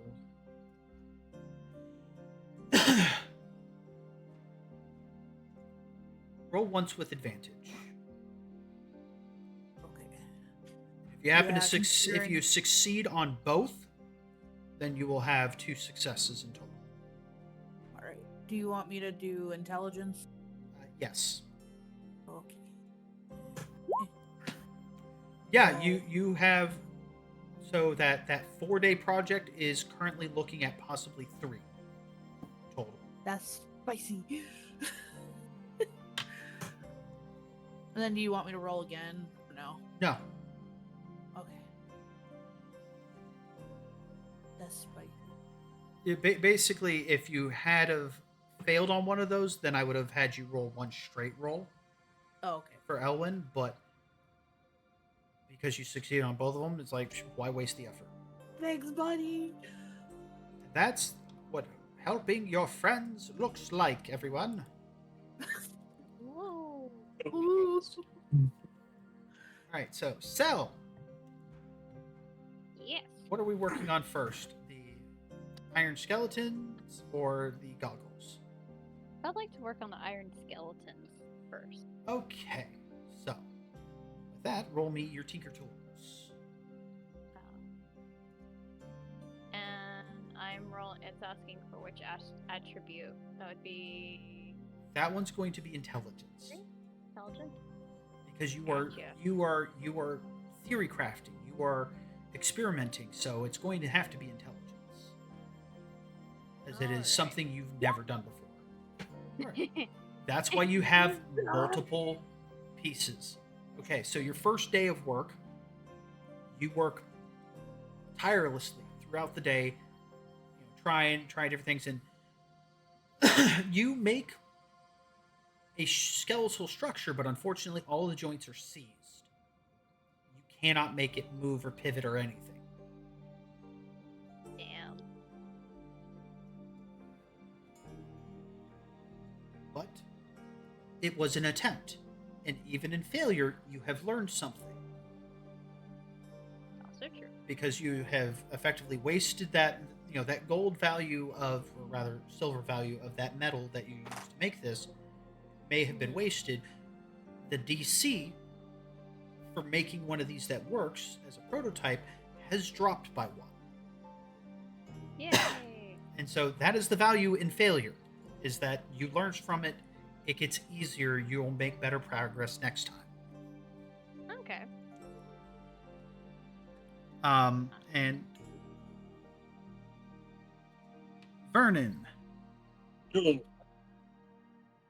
let us see how your progress on your armor, how it goes. he doesn't have any tool. Oh, there they are. Spinning tools. Strength. Yes. Okay. Do baller. And technically, Ebony, you also did have. I guess I didn't put it into your sheet, but you should have had an additional +1 on that. Oh wait. On Was I everybody supposed to have a +1 on that? on everybody's crafting. Here, I'm gonna go into everybody's craft there and add that. Hmm. It still failed for you, Celeste, but Mhm. not the NPCs. Only your actual characters should have a +1 because of and your artifacts. Oh yeah.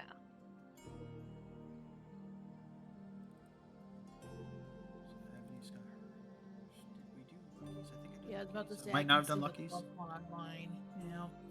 Lucky has his +1. I already put in. Okay. Okay. Good. Okay, so everybody should be right. Yep. Okay.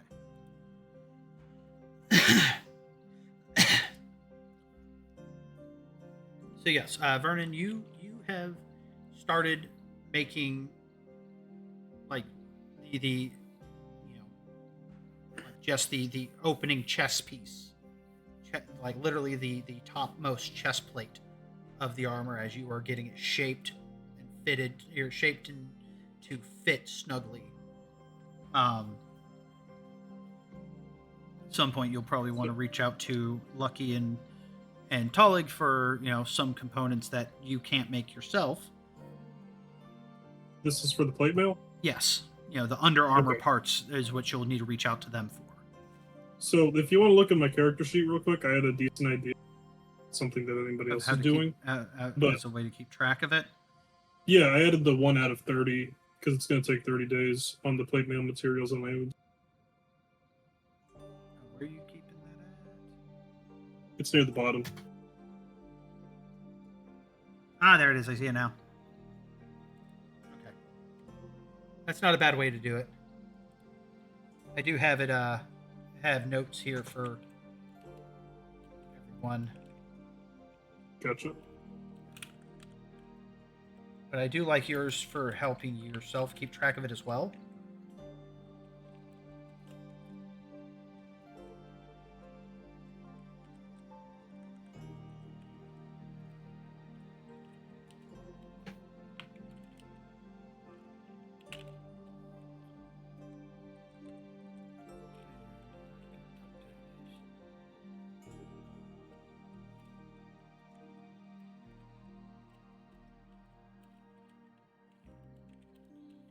Right, I forgot to put down all my notes. I forgot to put some of the notes down that I needed to for stuff in here.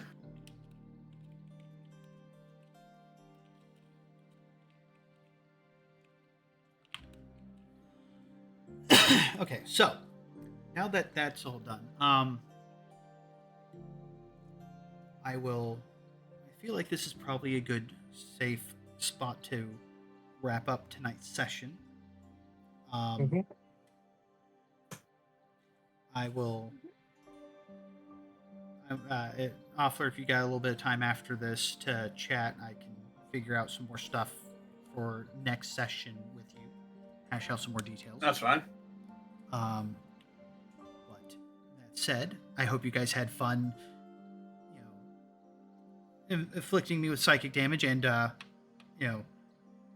role playing it up with each other. Mhm. You I enjoy had- that psychic damage. I had a lot of Afflicting you fun. with psychic damage and being afflicted ourselves. Yeah. Trauma. Mhm. Trauma, it's best shared with friends. Comedy Exactly. gold. But Comedy mold. you guys are problems. But that said, I want to thank you guys for hanging out. I'm going to wrap up the stream and raid out, and I will see you guys in 2 weeks, where we will do some more crafting and see where the next leg of the story goes. Dun, dun, dun. I look forward to it. The story has legs.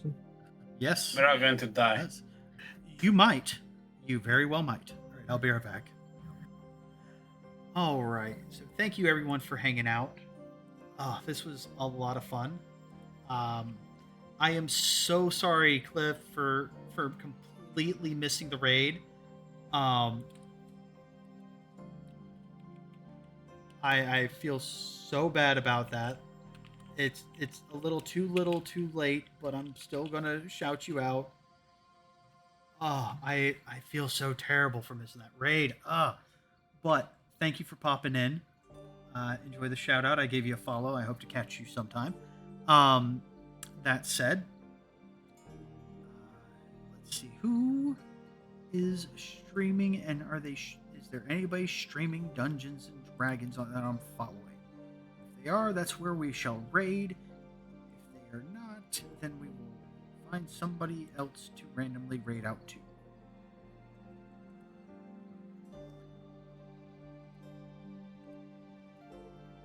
Let's take a look here. Let's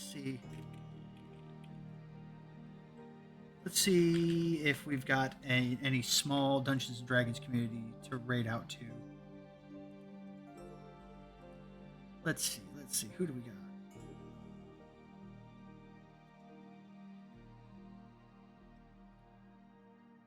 Let's see.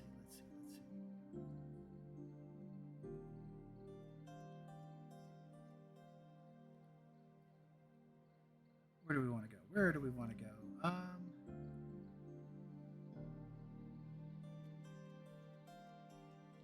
I think we're gonna go raid over here. So we're gonna raid out to Monday Night Fantasy.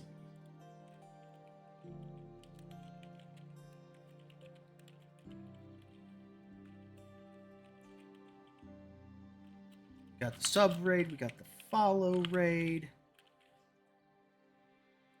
As well as thanking Cliff from It's Cliff Gaming for their raid. I want to also thank Tiger Soul for the resub. I want to thank. We had a Kohaku gave me a shout out, which caught me really off guard because I wasn't even lurking in her chat, and got a random follow out of that, which I'm not upset about. But that said, thank you guys for hanging out. The next stream is going to be next Sunday night. I'm doing some more Dungeons and Dragons with the Fractals of Chaos, the Strixhaven campaign. And yeah, I will see you guys then. So stay safe, choose kindness. Until next time, stay weird, my friends.